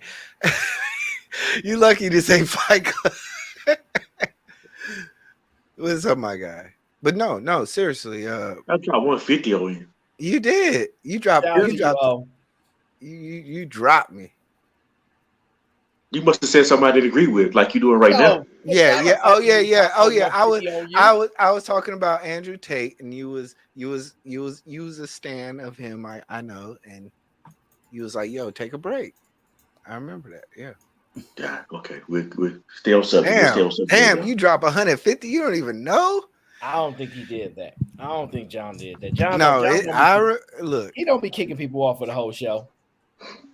Okay, so I guess somebody took his name. Now you might be right though. I mean, he might got tired of your BS. Yeah. If you say something I don't like, I will drop 150 on y'all. But I don't remember doing it to you though. Yeah. No, but I was talking about Andrew Tate and y'all. I know how these Andrew Tate stands get. Y'all. I'm not even a big fan of Andrew Tate, so it must have been something you said though. Yeah. Yeah. But let's stay on subject though. I don't want to go back. Let's stay on subject. Don't let him off the hook, John the Baptist. Don't do it. Mm-mm. You asked the question earlier. What caught my attention, Aaron? I guess y'all can hear me because everybody paused. You asked the question: can you think of anybody personally that we know that somebody who did not have sex with a man and they were able to get marriage out of the situation? Mm-hmm. So all I'm gonna say is I'm gonna preface this as it comes to with people when somebody tells you something. For the most part, you take them at their word. Is that how you deal with people? How you gentlemen deal with people? When they say something to you, you give them the benefit of the doubt. You take them at their word. All right, cool. Yeah. Personal person that I know personally, my mother. She comes from another country. She's not an American-born citizen. That's why Sugar Bum likes to make the joke. I'm a tether. My father's family is mostly here from this country. My mother's family is not. She's from Antigua. She said, and she says this with pride, my father did not know nothing about her body until their wedding night. They was dating for a year. After a year, they got married, right? And I was a baby that the next year, after year two after that situation, here comes little bundle of joy, me.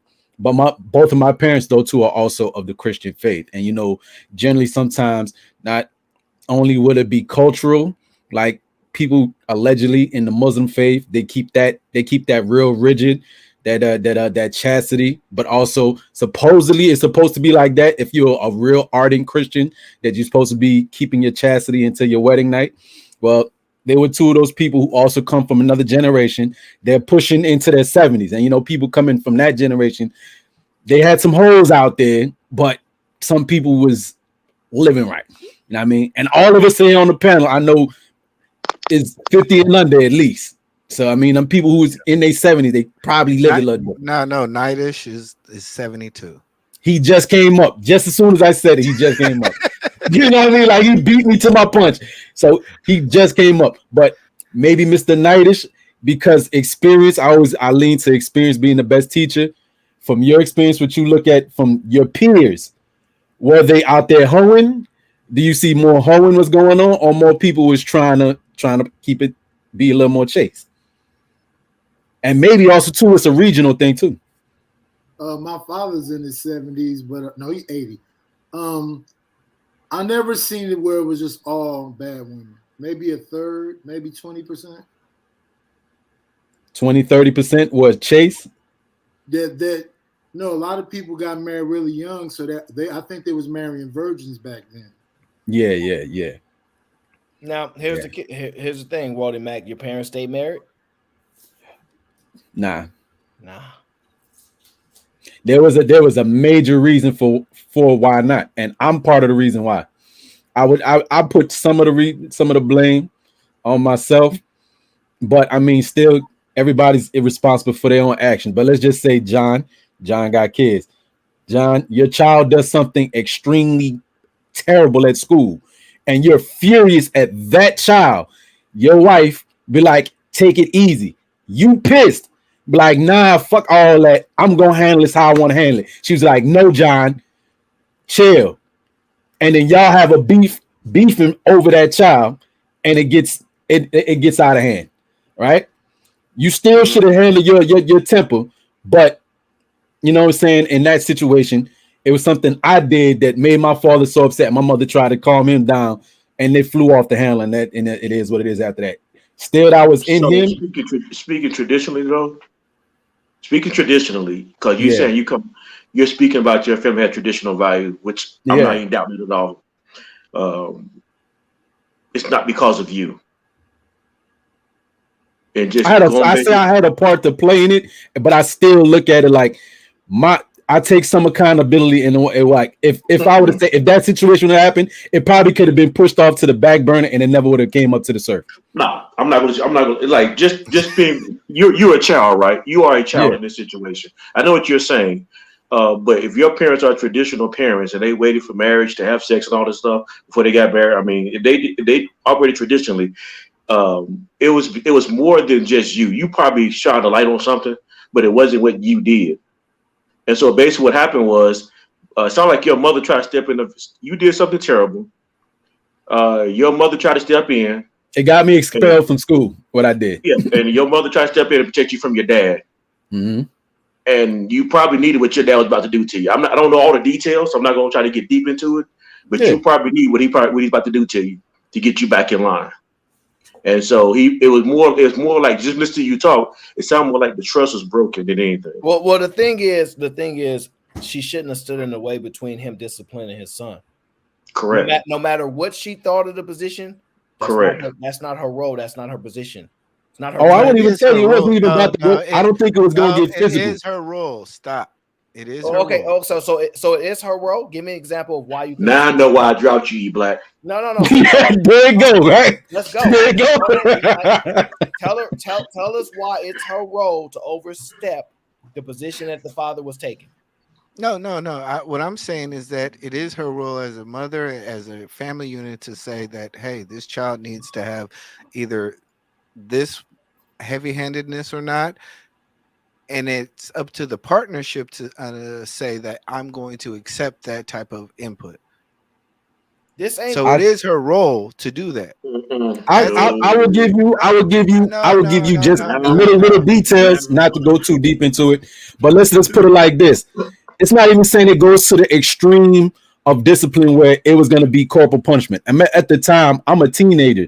And you know, when your boys get to like teenage years, too much whipping ain't doing too much good.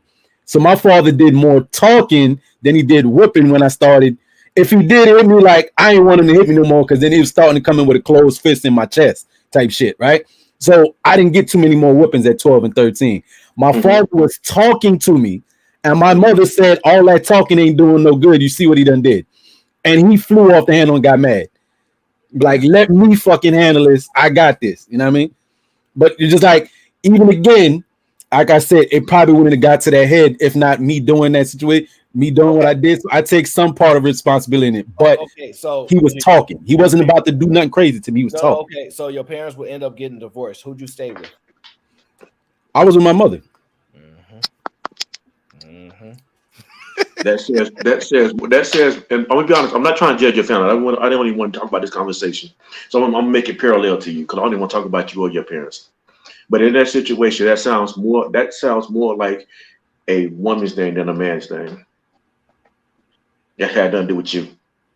Nothing with the kid. So let me ask you just so we don't stay on top because E Black fumbled earlier. Wally Mack, can single moms be great? I don't know what the context. I didn't catch that part. I just came up recently. So what context are we talking about? Great, because if in life, sure, go ahead, be great. Being great to be with, I will answer the for question. somebody. Go ahead, be great. In the context of raising children. In the context of raising children, can by themselves. I don't like the prospect of it, and I didn't necessarily have a single mother either. So I don't like, even though I'm not the best example of somebody that grew up to be an adult, maybe in my eyes, I got fucked up ways, but I don't see that as a better option to be a completely single parent raised child. You only have one. You only have one at. You have one. You have one point of view of parenting that you're leaning to, and people will say that's maybe just going too far to the extreme, but also too a lot of us will look. You can sometimes, if you're raised a young boy and around a community of nothing but women, he can take on tendencies that we would consider more effeminate. It's like, say, put him in an African village and it's all women. It's the one or two little boys there. There's no men around. What does he draw from? The women of the community, right? You say a young boy, he's got number aunts, cousins, sisters, and everybody, and he's just around women. There's barely any men in that family. He might take on effeminate tendencies. Oh, that's right. They still got that beef. Yo, I forgot about that. E Black, I guess you safe tonight. Don't say that. But come on, have some independent thought about it. Can a woman be great at taking care of a child? Let's cut the BS. I know we talk red pill talking. Let's cut it. Let's go. Get it. Let's be honest. A woman can be great if she has the right structure, if she has the right foundation, if she has the right community. It can happen. It can be great. So you just gave the antagonistic version of what I just said. I see where it can go wrong if there's not no men in that picture. So you gave you're basically saying on the opposite end of what I said, on the opposite end of the rope. With the right structure, you said with the right structure, with the right, that's right. Your answer. That's your answer. Hold on, wait. What is that structure? I need an example, something concrete that I can comprehend, take in. What does the structure look like? Give me an example. It sounds like he's saying some men in the picture. But isn't that what parenting? What you mean? Isn't that what parenting is? Putting your child in the right spaces. Well, that's kind of what I just said too. On the flip, you saying what I'm saying on the flip. I feel. You gonna let him run off the shit? Come on, I'm gone. So, yeah, so you look, he trying to get up. What's that structure look like, bro? What's the structure look like? Are you asking me? Yes, sir. I'm asking you, Mr. E Black. Yes, sir. What's that structure look like? The right structure? What does that consist of? I mean, like if you had a boy child, getting them involved in basketball, get them involved in sports, get them involved in boxing, fighting, martial arts, things that can develop him as a man. These are traits that, like I said, no matter what, even as with a dual parent, you still have to ensure that your child has. So when we talk about childhood development, these are environments that no matter what, whether single or with a parent, you still have to ensure that they have. It's harder as a female, but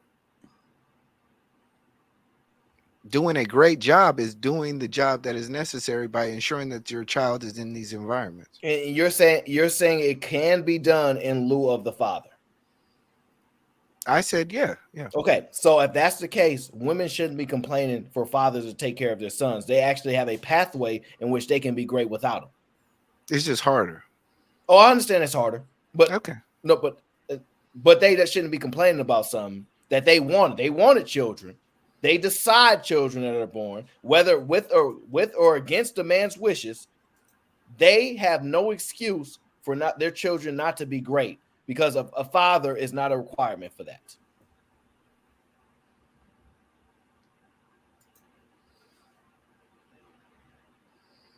That's for E Black. No. Y'all got it. Because I'll talk this whole panel. Go ahead.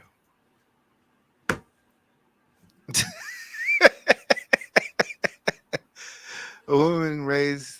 Okay. Oh God.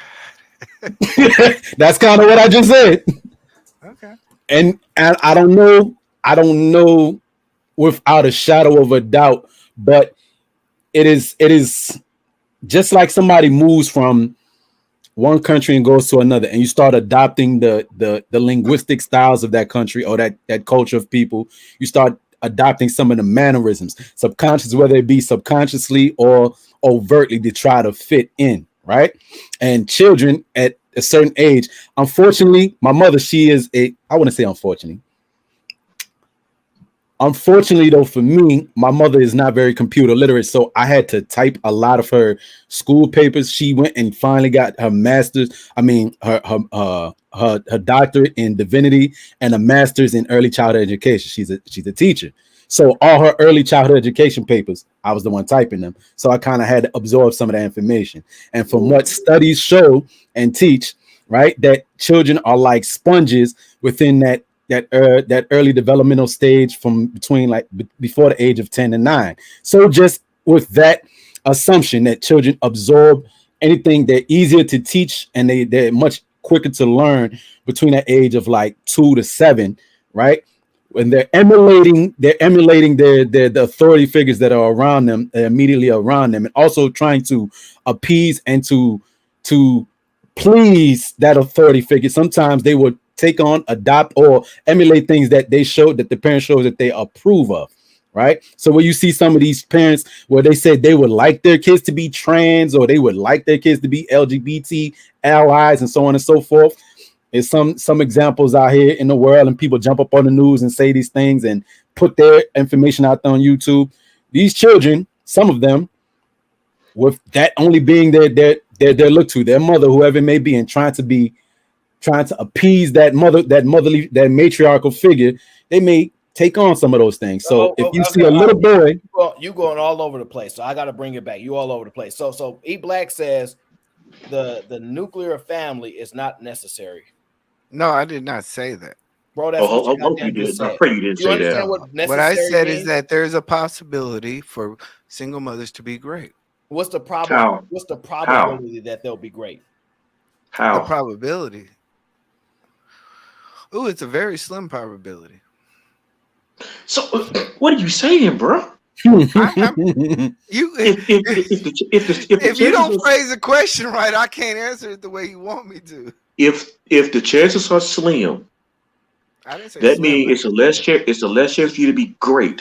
If the chances are slim, it's a far greater chance that you're not going to be great. Mm-hmm. So what you're saying, you're contradicting yourself. No, what I'm saying is that there is a chance for a single mother to be great. That is the statement. Now, if you're asking me what is that is true, what if there was a probability? As you said, hold on, wait. Let's no, you got. Go look, ahead, I'm go smarter ahead, than this. Look, I'm smart. Spit it out. If you are asking me what's the probability statistically, when you look at the stats of teen pregnancies, juvenile crime, if you look at all the stats, the nuclear family is the ultimate predictor for and preventer of these negative aspects of community. Okay, I got you. So they want an ultimate preventer. All right, I got you. So once again, what do great moms do? You say put them in sports and teach them responsibility. That's what great moms do. We got to give them some alternatives besides sports too, because sports don't got to be. I got to figure out how you can be a great single mom. I got to figure this out. Now that's the question that I like for a woman to answer that has raised children. I would love for a woman to answer that, but they are terrified. They're terrified. Because I do know, I personally do know some single moms that have one of my best friends, his sister is a single mom. Boy, he has 2 or 3 boys, plays instruments. One is a good athlete, all on an honor roll. So my question though, you and I, E Black, what I keep hearing from you is a single mom can do it, but she needs support from the community to get it done. Exactly. which includes other men to get it done. Exactly. So got it. Hold on, John. Don't even do it to him yet. Hold on. So if that's the criteria, right? If you're saying as long as she gets some support from the community, F that daddy. I don't want to hear women talk about the daddies need to take care of their children.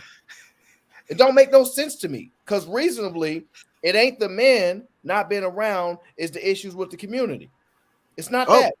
Now that's a point that I can agree with. The community does need to do a better job of raising young men and raising young women.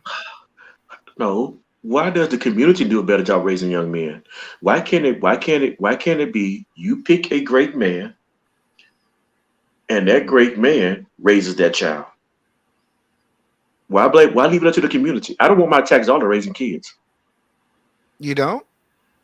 No, I don't want my tax dollar raising other kids. No, I want to raise my kids, and I want you to raise your own kids. So you pay money into a system that provides public health, public I don't care. public Okay, so education, public health, sometimes public ideologies. I'm gonna go and tell you right now. If I'm you a don't true. want them to be raised right by I'm that gonna go and system. tell you I'm a true libertarian. I believe you take care of your own. No, Okay. hold on, wait. Let's stay right here. My guy Irvin Reed said, "What defines a great mother, and can a single mother be that?" He's trying to get you to answer the question. Irvin, they not gonna answer the damn question. I'm gonna stay on them. Don't worry. So let me ask We you. This. answered the question. I know it came in a little. So I'm gonna ask you this: what are the substitutes for when a father is gone? What can they substitute in there?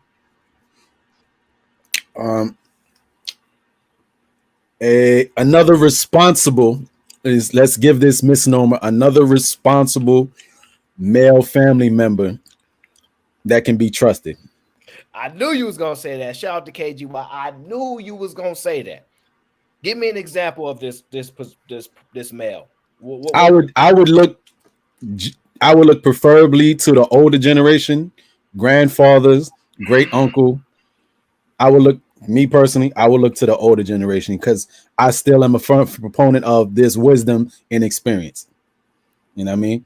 Even if you was a screw up in life, some people, if they get it, you'd be like, hey, my life didn't turn out like the way I wanted it to be. And if there was things I can go back and do different, I know if I potentially took this fork in life, I could have a different outcome. So I would advise you, if you can see what my life has become, try a different route. So what you're saying is that there are pathways to be a great mother in lieu of the father. So I shouldn't have to hear any of these women saying, "We struggling because your daddy ain't here," or "You need to take care of your children." These men actually don't need to take care of their children. Those mothers need to follow the solution that y'all saying exists and get another man to do it. Correct? Hey, because even though they're few and far between, they're successful single fathers too, right? No, we're not focusing on the single fathers right now. We're talking about the The single question mothers. of single mothers. We are. So that's the question. Don't misdirect. Just stay on the subject. I won't. All right, I won't. Yeah, Yes. but Wody Mack, Yeah. Hey, when John the Baptist start reaching in that pocket, I'll be scared, man. He be they say that single fathers do better. Hey, I've heard that. I've heard that quite often. And then somebody, Not heard. they don't want to go into that. They don't want to go into that. I'm gonna leave that alone. So that's I know one personal example next door, but that's just what's the word people use, like when you giving, like, you know, like personal examples in your life, like, you know, one person here. I know a cousin. Anecdotal, yes, anecdotal evidence. I mean, it's just one example of anecdotal evidence that I have in front of me. My mother for that question, and this dude right next door to me is an anecdotal example. But no. So this is the crazy part. So you're saying literally there is another solution to raising children. It ain't got nothing to do with the father. So yeah. So we need to be giving women these other solutions and stop telling them to pick better fathers, because they don't necessarily need to do that. There's actually other solutions that they don't pick a good father, correct? Mm-hmm. So we've been giving women wrong information all this time. No, I would say women have been taking the wrong path in regards to child development. Women have been taking the wrong path. For many years, like I said, the parents have been taking care of the children. That is a staple of human society. Is that good or bad? That is great. It creates a communal environment. Social responsibility. So the parents, I'm trying to make sure I understand. So you're saying the parents of the parents should raise the kids? Is that what you're saying? Or did I misunderstand you? Yeah, that has been like since the beginning of time. That's what I kind of was just alluding to right now, saying go get an older male figure from the family. Kind of what I was alluding to. Since when? But that's why I John gave the hold on, I John. gave the Let John the keyword. Baptist ask this. Since when? Now, since you're asking me that question, since when hasn't there been a time in which the grandparents hasn't had any involvement within the child I didn't development of say the child? any. I didn't say any Okay, involvement. okay. I said, is it the grandparents' responsibility? Not a fucking not at all. Let me watch Nobody my said mouth. Not at all. responsibility, but That's let's So be it's safe honest. to say, hold on, E Black. It's safe to say that when women are trying to get money out these fathers that don't want to be fathers, right? They evil as hell, then, right? Because they could do something else. Yeah. Yeah, they okay. I was just checking because I No, figured. I agree. I agree totally. Okay. So because I said single moms be the devil, and that be the way I think, and then based upon the actions that they tend to take. But if they were to act the way you say they should act, I probably wouldn't think about them in that way. Yeah. See, speaking on single mothers, it's just something that crossed my timeline, and some of y'all gentlemen probably seen it. But you notice they did the Rugrats all grown up, right? Hey, y'all seen that shit, yo. All right, so you know Hey, what I'm yo, saying. I seen Why did that they do that? They put a single mother in it, and who did they put as the single mother? I guess she got the answers too, Sway. She must have figured out the recipe because she don't need no man either. The Yo, rest of them had married couples. I seen it, and as I was about to send that to somebody, Angry Man was doing a panel about it. I was like, yeah. So we come to an understanding that single mothers can be great, and the conversation that women are often talking about is y'all need to take care of your kids. I can now counter that and let them know, no, the hell they don't. You need to go ahead and get another community to help you raise your kids. Thank you. And that's how most cultures do it. I mean, I don't understand. I cannot name one culture, Arabic, Asian, that do not have any heavy influence with generational patriarchy or matriarchy. Everybody. But here's the thing, though, in my own personal purview, bro. When you talk about different cultures, the Muslim Even culture, our culture, I'm just saying, nowhere do we not have generational influence. But the two people that's gonna have the biggest care and concern for you is gonna be your mother and your father. Yeah. So in Asian culture, in the patriarch culture, it is the father, not the grandparents. Now, I'm not saying the grandparents don't have any influence, but it's the father. In most cultures, it is the father. We're not going to say most. In most Eastern cultures, we just had the conversation 2 days ago. It is the father. It's not the grandparents. And I'm not saying grandparents not involved, but it's the father that's played the first most important role in that family. So let's just say this: whenever y'all hear these black women complaining about being single moms, they dad left me, this and that, you gonna correct them and be like, stop making excuses. There's a pathway for you to be great. Don't worry about that, man. Right? That's how y'all gonna correct these women instead of saying, "Oh, he's a deadbeat, he's a pookie." Instead of them saying that, because that's unnecessary, right? They need to focus on what they can do. We need to start giving them solutions about, building up a community and using another process instead of focusing on putting that man on child support and things like that. Yeah. Because whether you like to believe it or not, even the father's parents are more involved. So my question to you is this: Hold on, y'all shaking your heads. Hold on. If you know a brother who wasn't taking care of their kids, and you brought it to his parents, you don't think that brother's parents wouldn't take care? You don't think that they would I think grandparents overwhelmingly are very supportive of children, especially. Okay, so they shaking their heads. They shaking their heads. But no, we just said that particularly in the black community that's the case. Now I know in Asian communities they're close, but it ain't like they raising the kids themselves. Now, unless they retired or whatever, and they son or whatever daughter get into it, and they have their line that way, and that's okay. But I'm saying in general for black families, most times grandparents be raising the kids. Yeah. But see, here's the thing about that. Unless I'm tripping, most of these black families, granddad was been gone. He's just a picture on the mantle. It's just Big Mama there. No, that's a fair point. Women raising them. So that's a fair point. So I'm just wondering, because look, I'm just so grateful that we come to a conclusion that women need to leave these men alone and stop bashing them, telling them that they deadbeats and all this stuff when they have this other. I never agree with that. Oh, they're gonna do it because E Black said that this is what they should do instead. And I've never agreed do with you that. think women are likely to do this option that's probably better than trying to get a man that don't care about his kids to take care of them? Do you think women like Aaron, here's the problem with that, right? If you can't pick a good husband, what kind of other men are you going to pick to breed around your child? Great point, Now, Nighty. if you can pick a good husband, do you know how to find healthy mentors and other healthy men who know how to guide and be leaders, right? What normally happens is you have a young girl with a young grandmother, and it's mostly women around, and none of them know how to pick men. That's one. And you see them all at Chuck E. Cheese, mama, grandmama, some other woman. And normally the conversation, and here's the thing, the mother tongue is so powerful in the things that they say, right? So if you 5, 6, 7 years old, you hear the aunties and grandmas sitting around talking about N-words ain't ish, you don't need no man, maybe you'll grow up and don't have a problem with deleting another man that look like you. Because all you've been hearing the whole time is you can't trust them, they ain't about nothing, they don't do nothing for you.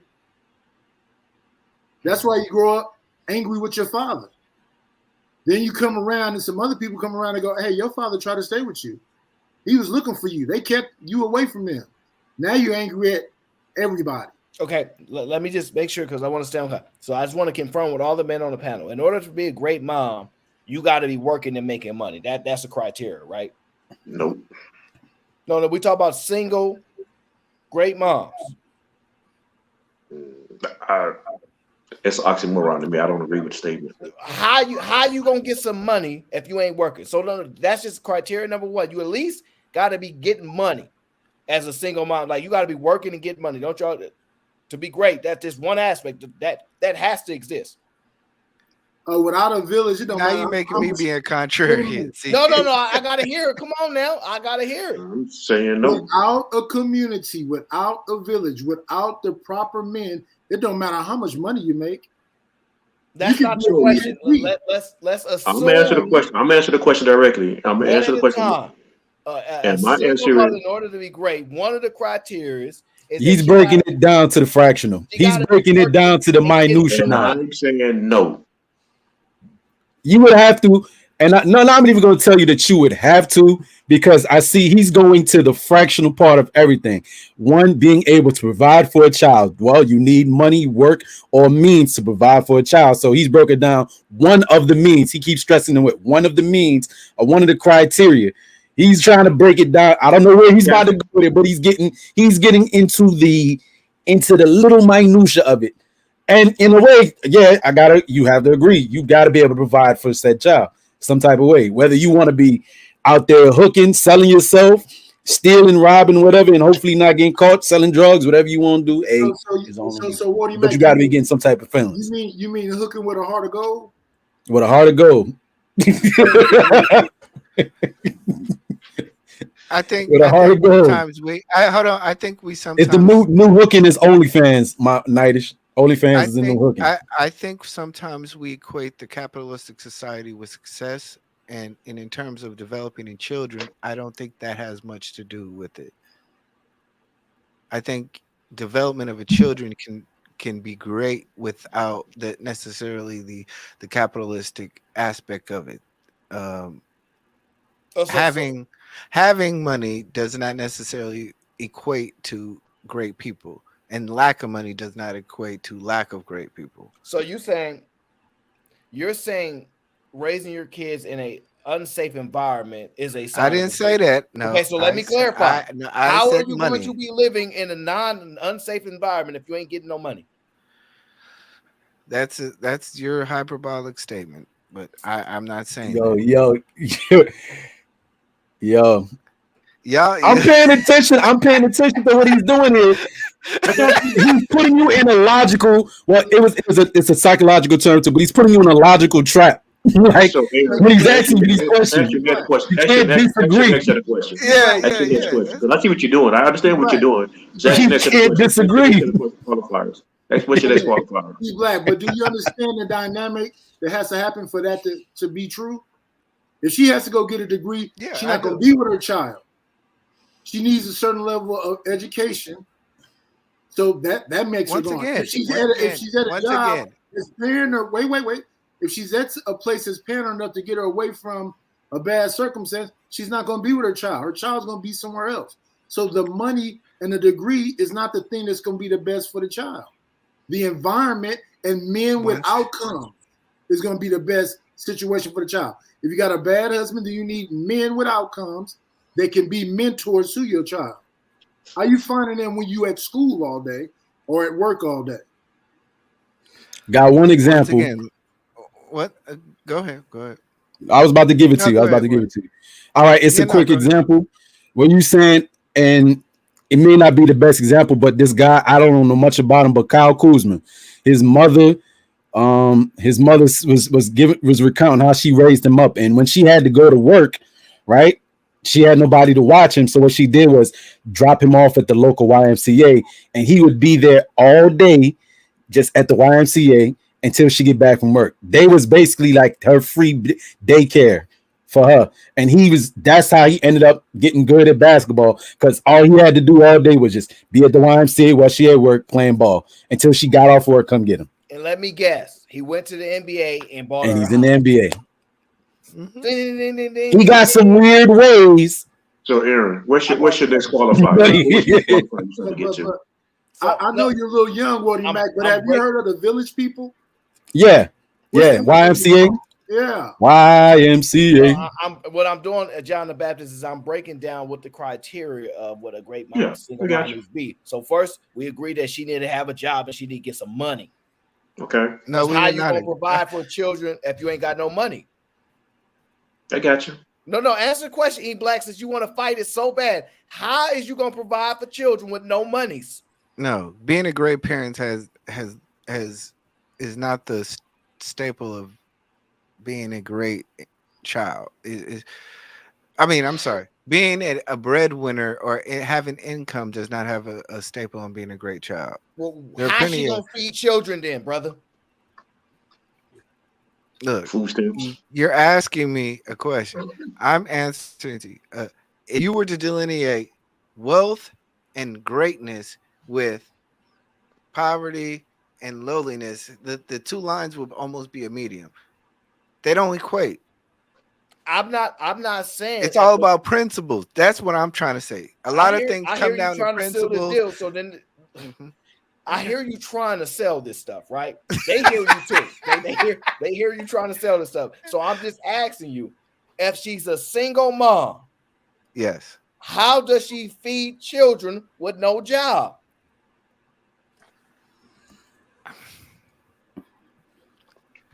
Okay, said so she can't. she's single. If she's a single mom with no job, then of course she's homeless. Then, like, come on now. Handouts. Obviously, No. Woody obviously, Mac, there's some Handouts. type of income. But she can be Look, only Wait, first. wait, no, okay, wait, stop. no. Wait, stop Let's right just there. say, Wait, let's just wait. say that this person. How about With a heart of gold. Wait, How Hard about to go. no. stop right there. Listen up. What about a Okay, person okay. that's underemployed? Let's just say that, who just making things go by. You still They need get a money, though. $500 check every week. They bill their apartment is $750. They only got enough for the electricity bill and everything else to keep things up. Can they develop a great individual? Yes. Oh, he not It going doesn't to mean that they're you can't. Sometimes we go from extreme broke. There's a middle ground. So that's all I'm saying. I don't. Did you ever see a dollar amount, Aaron? Wait, stop. Why do black? Hold on. If that's the case, right? If this is what E Black is saying, right? I'm gonna see if I can nail this. Why are black women talking about they don't want no more struggle love? Why are they? They don't need no money. Mm-hmm. So why are they talking about no more struggle love? Black men ain't making enough, and you literally sitting down recipes on how great children can be developed without no monies like that, just a little bit of monies. And why they asking for it then? Why they asking for that stuff, E Black? Look, y'all don't want the educated answer. You know, the struggle of is synonymous with black love, which is synonymous with the African American plight in America. So I'm just gonna leave it there. So black women don't want African American love no more. They want something else. Traditionally, yeah. Okay, I'm just trying to get down to the nitty gritty aspect of it. I don't understand what he's saying. Wait. E Black. Shannon Sharp said he used to work on a farm from cane to cane, and his he slept in a house with holes all in the ceiling. And he lived with his grandmother, and he became Shannon Sharp. So what are you saying? That's not his whole story. His whole story is deeper than that. I love Shannon Sharp's story. And yeah, and now that you even bring that up, you think about the story because he had a lot of stories about his grandmother and his grandfather. And like it's like overlooking it. I don't hear him tell no stories about his mother. And it makes now it just makes me wonder. Because he knows that he was raised by his grandmother predominantly, but he took care of his mom. If you go back to his Hall of Fame speech, and it's for anybody that want to see one of the best speeches ever, listen to him. His Hall of Fame speech is phenomenal, especially how he reveres his older brother, who is like his father, which is a role young men have to play when other positions are not necessarily filled, and yada yada. So the point that I'm making is this: black women, stop complaining about black men don't make enough money for y'all family and this and that. E Black said it ain't about no monies. We Gucci. We don't need none of that. Stop. So black women, y'all the problem. Y'all telling black men they ain't got enough money. They feeling what y'all say inferior because they ain't got the money to compete. And E Black is telling them they don't need no money. Stop it. Aaron, that's a new thing, though. Remember the little piece with Nikki Giovanni and James Baldwin, right? Yeah, I seen that. I actually got lie to me. Yeah, I seen it. So let's lie to these kids too. Let's make it look like we in love with each other. So if a man made $30,000, if a man makes $30,000, oh my bad. It's a black man and a black woman working things out together so they can understand that this is a possibility, and that will be motivation to drive them. So wait, why is the black family out of alignment if it ain't about money?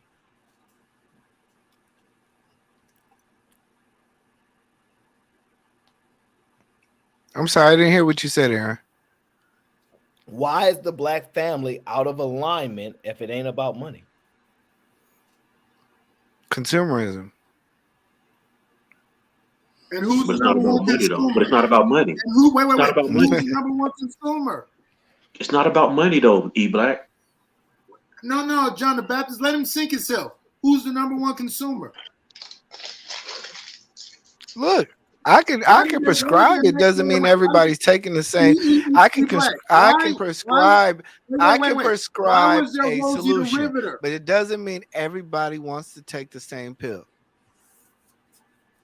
That's all I can say. There are a lot of people. I guess the biggest problem is when you have two people who want authority or the final say so in a relationship, and somebody's not going to give, and the other party is obstinate and pig-headed and stubborn. You couldn't come together for anything. Wally, that don't work because women are saying they don't want the final say. They want you to be a leader. They are saying that. They saying when they have to be the leader that they having high blood pressure and heart attacks. They on pills. That's just what I'm hearing. Am I mishearing what they saying? They want to be. Right. They want to rest in their femininity and be a dependent. They want to rest in their softness. I'm gonna just tell y'all what they saying because y'all going all over. They saying they want a man that make money, a man that don't cheat, a man that goes out and spends a lot of time at work, but also spends equal amount of time with his children. They want somebody to go on vacations with him, be able to do family outings and all this stuff. They want all of that. And since they can't have that, they don't want nothing. Man, I wish a female would come up here and express what you just said. That's exactly what she's going to express too. But wouldn't that be, what was the word again? An anecdotal experience. Her anecdotal experience. But it ain't even anecdotal because if you really think about it, the thing they're complaining about is black men ain't making enough money. They keep cheating. And when they are working, they're not spending enough time with their kids. So if that's the case, think about it. How can mothers spend enough time with their kids if they're out working? Like you heard somebody say, well, this is why it's funny, right? This is what they said. She could be at work while the kids are at school. Now, let me just tell you how that don't make no sense. You're telling me her with one job can support her family. That don't make no goddamn sense when y'all saying it take two incomes. You see what I'm saying? I let them get away with it earlier. They were like, oh, while she's at work, the kids are at school. When she comes home, she should be at a second job. There is no coming home. Because of all the educated, one income. because of all the highly educated young women that we have in America, and obviously because of this, everybody is doing so well. Well, don't they make the income of two people every woman because they're all educated? That's I'm being sarcastic. I'm being ostensibly sarcastic. You know what I mean? But isn't every woman? You know what I mean? Hold on, before we get too far, Jess, how old are you, and how many siblings do you have? Because if you're telling me your mom took care of you, maybe another sibling or two, because most women have more than one kid, another sibling or two with one job, and y'all wasn't living in a dangerous environment, I gotta hear this. I gotta hear this, because all this cap about one job ain't enough to take care of a family. Either you saying that happened many years ago before this new inflation came into town. That don't work either. Aaron, that don't work either. Y'all heard of the show called? Okay, so hold on, wait, stop. So Jess is saying she's 46 and there was 3 of them, and her single mom worked one job, took care of all those kids, and once she got home from work. That's when you start sharing socks and stuff. So listen. So look, she said Jess had a stepfather too, though. She said she had a stepfather earlier. She said she was college educated and made very good money. So listen. So shout out to Jess, because she's my favorite right now. At this point, black women should not complain about nothing at all. Because look, her mom was a great mom, and I'm not taking that from her. She said she took care of the kids and she went to college. Now we know black women going to college. Y'all said it. They ain't college. So they don't even need a man at this point. They don't even need a father for their children. What's happening? Raj hardly ever saw his mother. Jess, men don't want to never saw their mother. When she came on, she was dog tired. She could barely whoop them. No. She used to have to take her shoes off while she laid asleep on the couch. This see, now I'm confused. Black women asking for men to make more money for what? Just to save the money that they got. What? No, their money goes to their. Listen, black women are willing to spend their money on their families. Just a man can't be around. So they like, I'm gonna be single. If you're around, you gonna have to bring me some money. Now that I agree with. So I think black women are more interested in the upkeep of themselves in society than they are into reinvesting it back into their children when necessary. When they get a man, they are more willing to invest it back into themselves than their children. Once they get the man, they're less likely to invest it back into their family. Does E Black agree with me? Yeah. He changed what he said earlier. So no, I agree. Wait. So it's the Heavy D song. What's mine is mine, and what's yours is mine. Yeah. Mm-hmm. Yeah, because I got the degree, but I still got the student loan. And I got these 3 kids, so now I need you to come pay that student loan off, take care of these kids, so I can take vacations, drive down the coast, have shopping therapy. And let me tell you this is even if we talk about my situation, my wife went to a private Jesuit college. You know how much that shit cost? That's like $40,000 a year. She did all that, but it's a good job on the end of it, though. But sometimes, but there's only so many jobs to go around. But the moment she got pregnant, guess what she did? I don't want to work no more. Took paternity leave. Took like a 2-year, 3-year paternity leave. I've seen that happen too. 3-year paternity leave. Hold on, guys. Jess, because women aren't doing it. Okay, Jess, they're saying black men are reading at a 3rd or 4th grade level. So how? And they're saying all of them basically.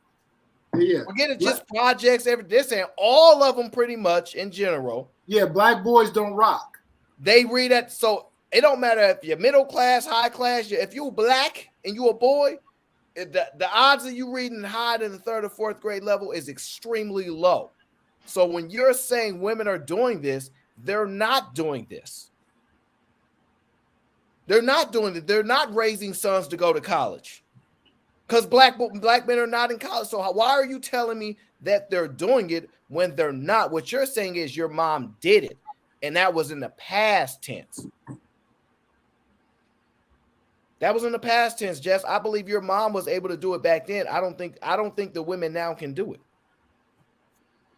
I don't think the women now can do There's it. There's some examples, but just getting by type, like just skating through. Yeah, hold on. People keep talking about the exception, I not can the read. rule. You may not can notice, but I don't have a problem being able to read. I can actually read. But yeah, your brother went to college. Jess, you're talking okay, but are black men going to college, Jess, at the rates that you think they should be? I'm not moving the goalposts. I'm telling you, they're saying attendance is failing. Less and less black men are going to school. No, but Sugar Bum ain't shit. I mean that. Sugar Bum ain't shit. I don't pay attention to Sugar Bum. You know what I'm saying? Yeah, I mean, look, Sugar Bum, she be going off. Wait, she said, y'all be struggling through super chats. She ain't shit. Oh, she talking about riding through super chat. Okay, I didn't catch that. That's just yeah. No, I'm just saying. Jess, all I'm saying is if women are capable of doing this, the way you're saying that they're doing it, I'm saying they're not doing that no more. And they're not. They're not doing this with like the way your mama did it. They're not doing that no more. Some are. No, not even some. Yeah, a small minority. No, see, that's why we want to just throw that out there. We can always talk about a small minority. That's easy. But if all we cared about was a small minority, then there would be no complaints because the minorities be the winners. But see, that's what people do. The minorities tend to be the winners because they're the most vocal. Wody. They live vicariously through one. It's not going to be 30 Cardi B's. It's going to be one Cardi B. One successful stripper that says she don't cook and she don't clean, but every time Offset show her, she cooking and cleaning and giving him cars and rings and jewelry. So the music is saying one thing and she's suggesting something, but she's the exception. So they think, oh, I could do that. Not all them Instagram models is making it. They got them BBLs and all that other stuff, and they looking like a bug's life, and it ain't working out for them in the end. Well, I was going to use the analogy of he was like hold on, the minority. Minorities are the loudest. Minorities tend to be the loudest because they're the underdogs. But and that's why even my standpoint, it may seem like, oh, I'm just like in some fictional world. It's not that I'm in a fictional world. I do have a prescription. I do have an ideology that fits a world that can actually or has actually worked. It's just that in today's society, women are not willing to do it. You did catch that? Like they want to know what's your prescription, what prescription you're taking. My prescription is 800 Tylenols. You can get it at the corner store. Oh my.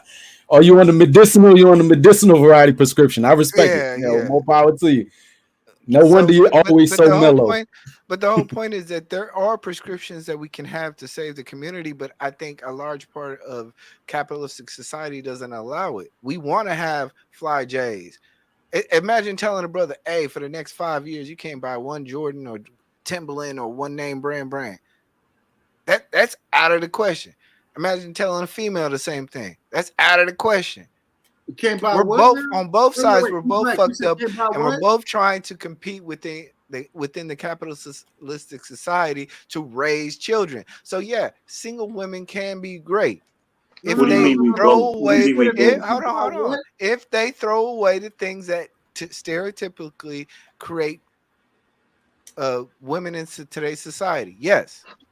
If you reinvest the money that you work for, if you struggle and you reinvest the money that you struggle hard for back into the children by putting them in front of men and in vocational programs and a lot of different stuff, yes, a woman can be great at raising a child without a father. The fact of the matter is that most won't be able to. or most are not willing to. You flipping and flopping. Too many I'm not times. flipping and flopping.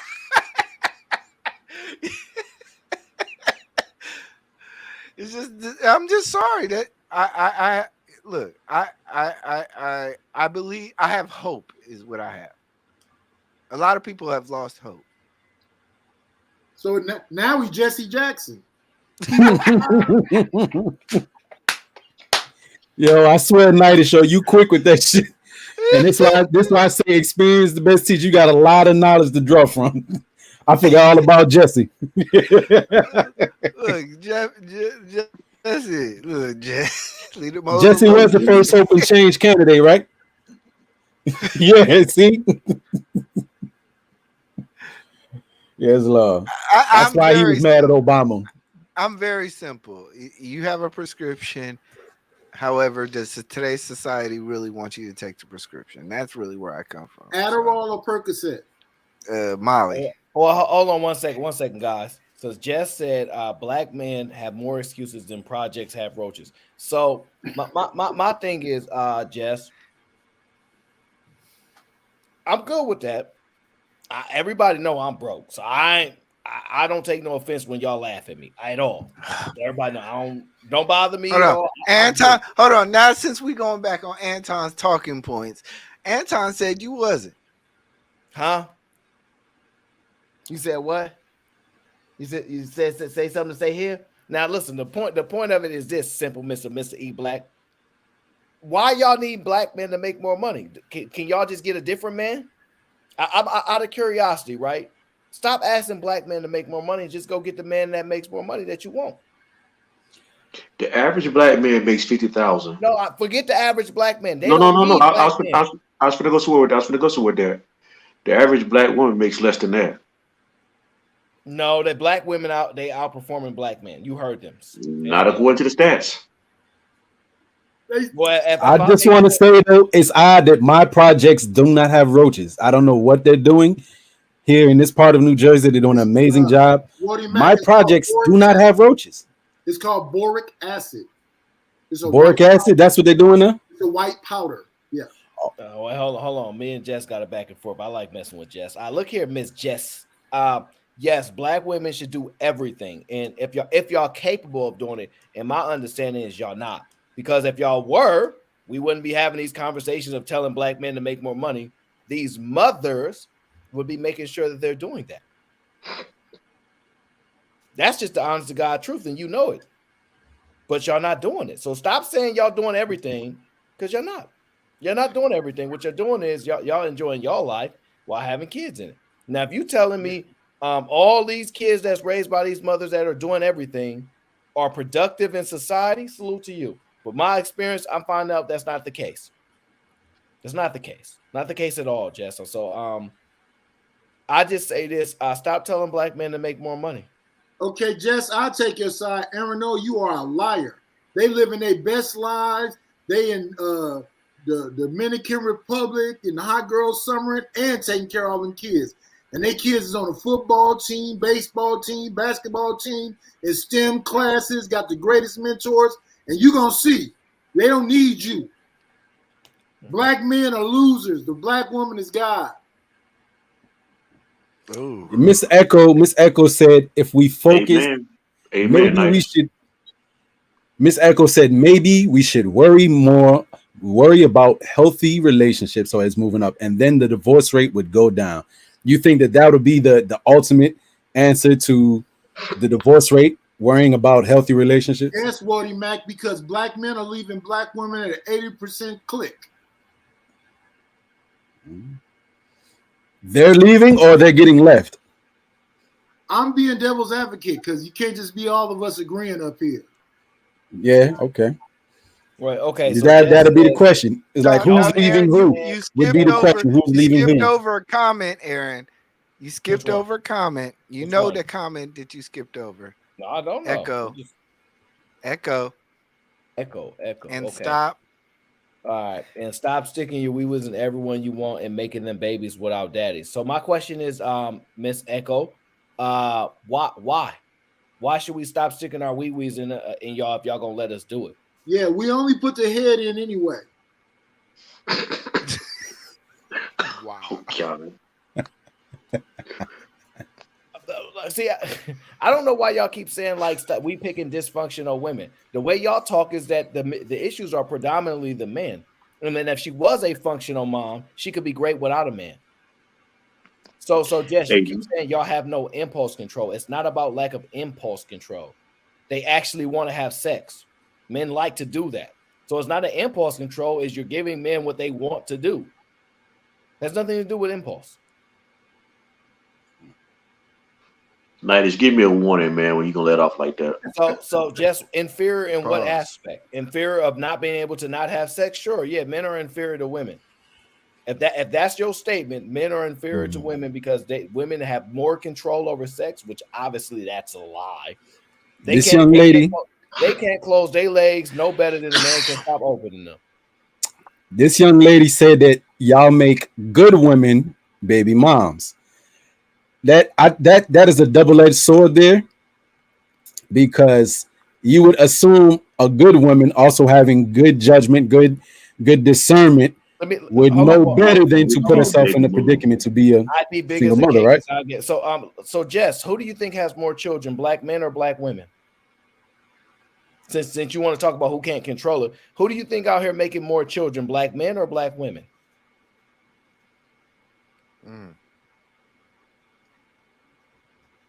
You shouldn't be getting marrying women just because they pregnant, Jess. Just because, oh, I'm pregnant don't mean get married just because that's how they used to do the shotgun weddings back then. You shouldn't marry. So you're saying they should marry him if they get them pregnant? That's the reason for marriage?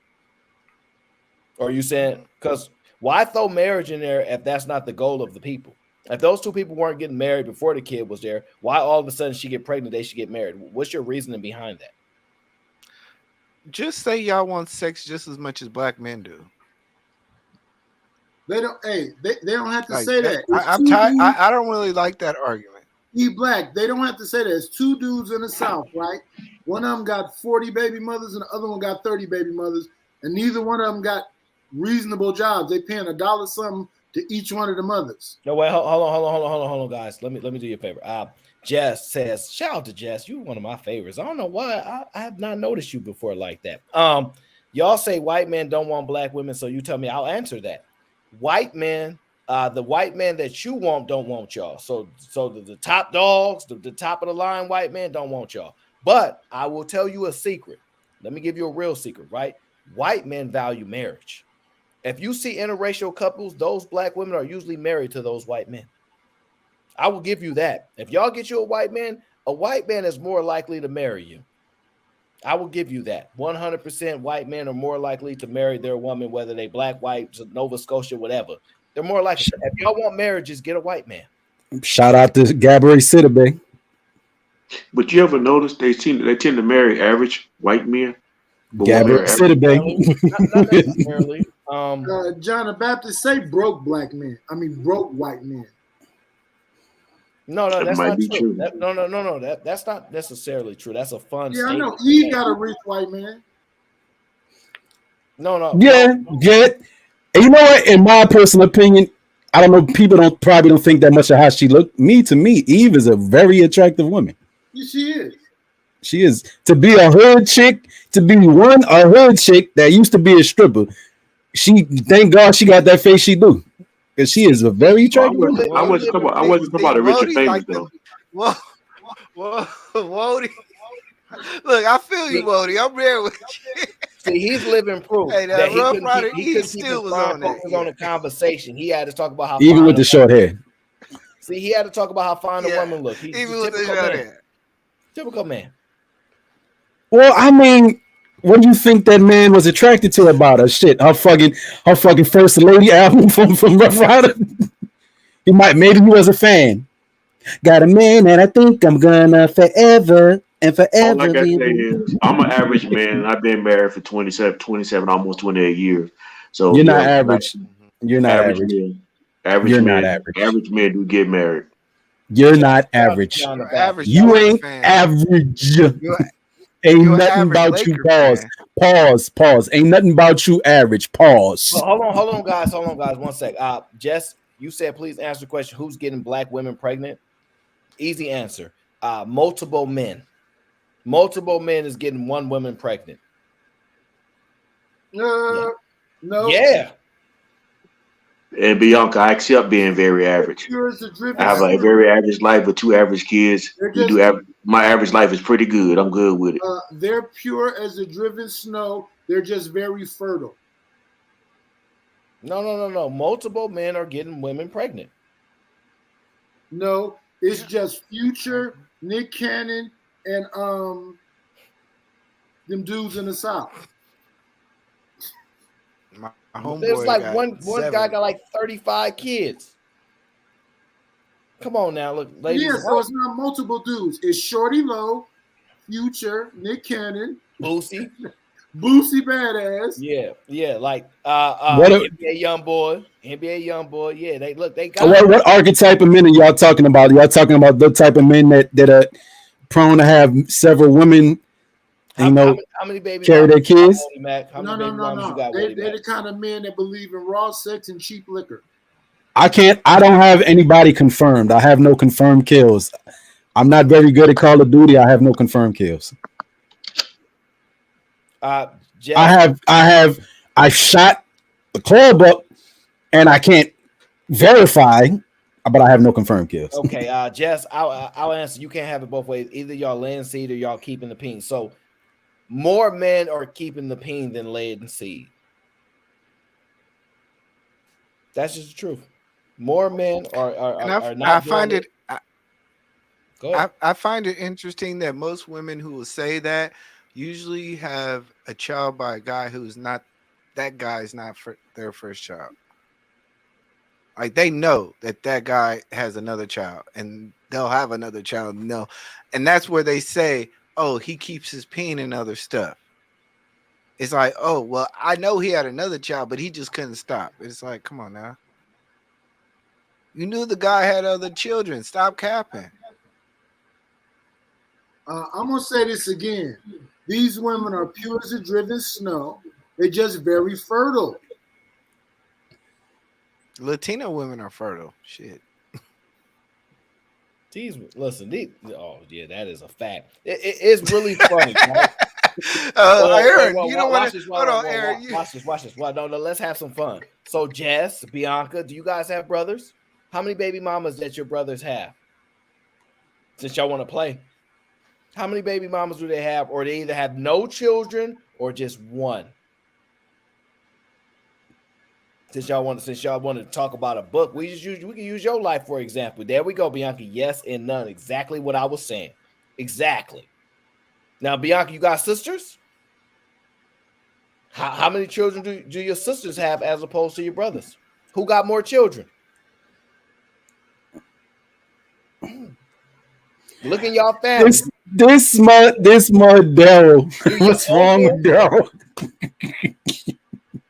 So Daryl. exactly, Jeff. What's wrong with Daryl? What's wrong with him? Black men that are doing their thing and not shooting. That's the point. So let me give you another example. Look at your aunties. Look at your uncles. Who have more children? Mm-hmm. Y'all can tap into your aunties, Black. Tap into your aunties and uncles. Tap in your head and go, who got more children? Who has more children? Your aunties or your uncles? In this family, all the men. I don't know about that. Nah, my family got a lot of married people in it, so you know, I'm like at one point I was the most single black man in my family, so I can see that for you, Black. But like after that, it's now just up to the young generation. So I don't know what they got going on. Oh, I'm not saying they're not married. I'm just saying which one of them have do your auntie or uncles have more kids? So which one has more kids? My uncles. I don't believe you, Nidus. You just be capping. We know you capping hard right now. I'm not. Nidus ain't. I had to think about that. And you know, ironically, I think through my family there's a couple of married couples, but I'm noticing a lot of single mothers popping up on my mother's side of the family. Y'all know it's the women. This is cap, man. Y'all know Now it's the my women. family's a tie. It's 3-3. It's 3-3. My auntie had 2 kids. My mom had me. My uncle had 2 kids, and my other uncle had 1. So 3-3. Unless they lying to me. You know what, Aaron? I thought about you. Right, it is my aunties. Thank you, brother. Thank you very much. They gonna get the W. Stop it. Come on, man. We already know the truth. We already know the truth. Nightish half of the family populated Egypt. Shit. Jesus Christ. Well, you know what? On that note, we're gonna get up out of here. On that note, we're gonna get up out of here. Thank you so much, Jess, Bianca, for rocking out with us. We got the solution. You can be a great single mom if you have the right village around you. If you get your kids in sports and then root them on so that way they buy you a house when they make it to the league. Boy, y'all love them. Turn them into a rapper. Boy, I tell you, can single moms be great? Well, you guys had the conversation. I don't know if we've come to a conclusion, but we've found a pathway for single moms to be great. So if that's the case, I will concede it. Just leave the men alone. Stop telling men they deadbeats. Stop saying we struggling because your daddy ain't here. Stop saying you need to take care of your children, because the answer, according to Eat Black, is they don't. There's a pathway, just like my girl Jess said. Hey, look, look, my mom did it. Jenny, you can do it without a man. So don't you dare bother men no more. Leave them alone. Leave them men's alone. They don't want them churn. They don't want them churn. You have a pathway to be a great mother without a father, and you don't need them. So leave those people that don't want to be a father alone. Don't be going down there asking them. Don't be going down there asking them to pay for your child no more. You get your job. You get your job. You drop them kids off in that school. You work your one job, because according to my girl Jess, you only need one job. Get that money, come home, take care of 3 of them churn. Take care of all 3 of them churn, and life is good. Yeah. We'll see how that works out. Thank you guys, everybody, for rocking out with the show. This was just a calm show today. But you know, next show, it's going to be another one. So I appreciate y'all as always. We'll catch you on the next show. We out of here.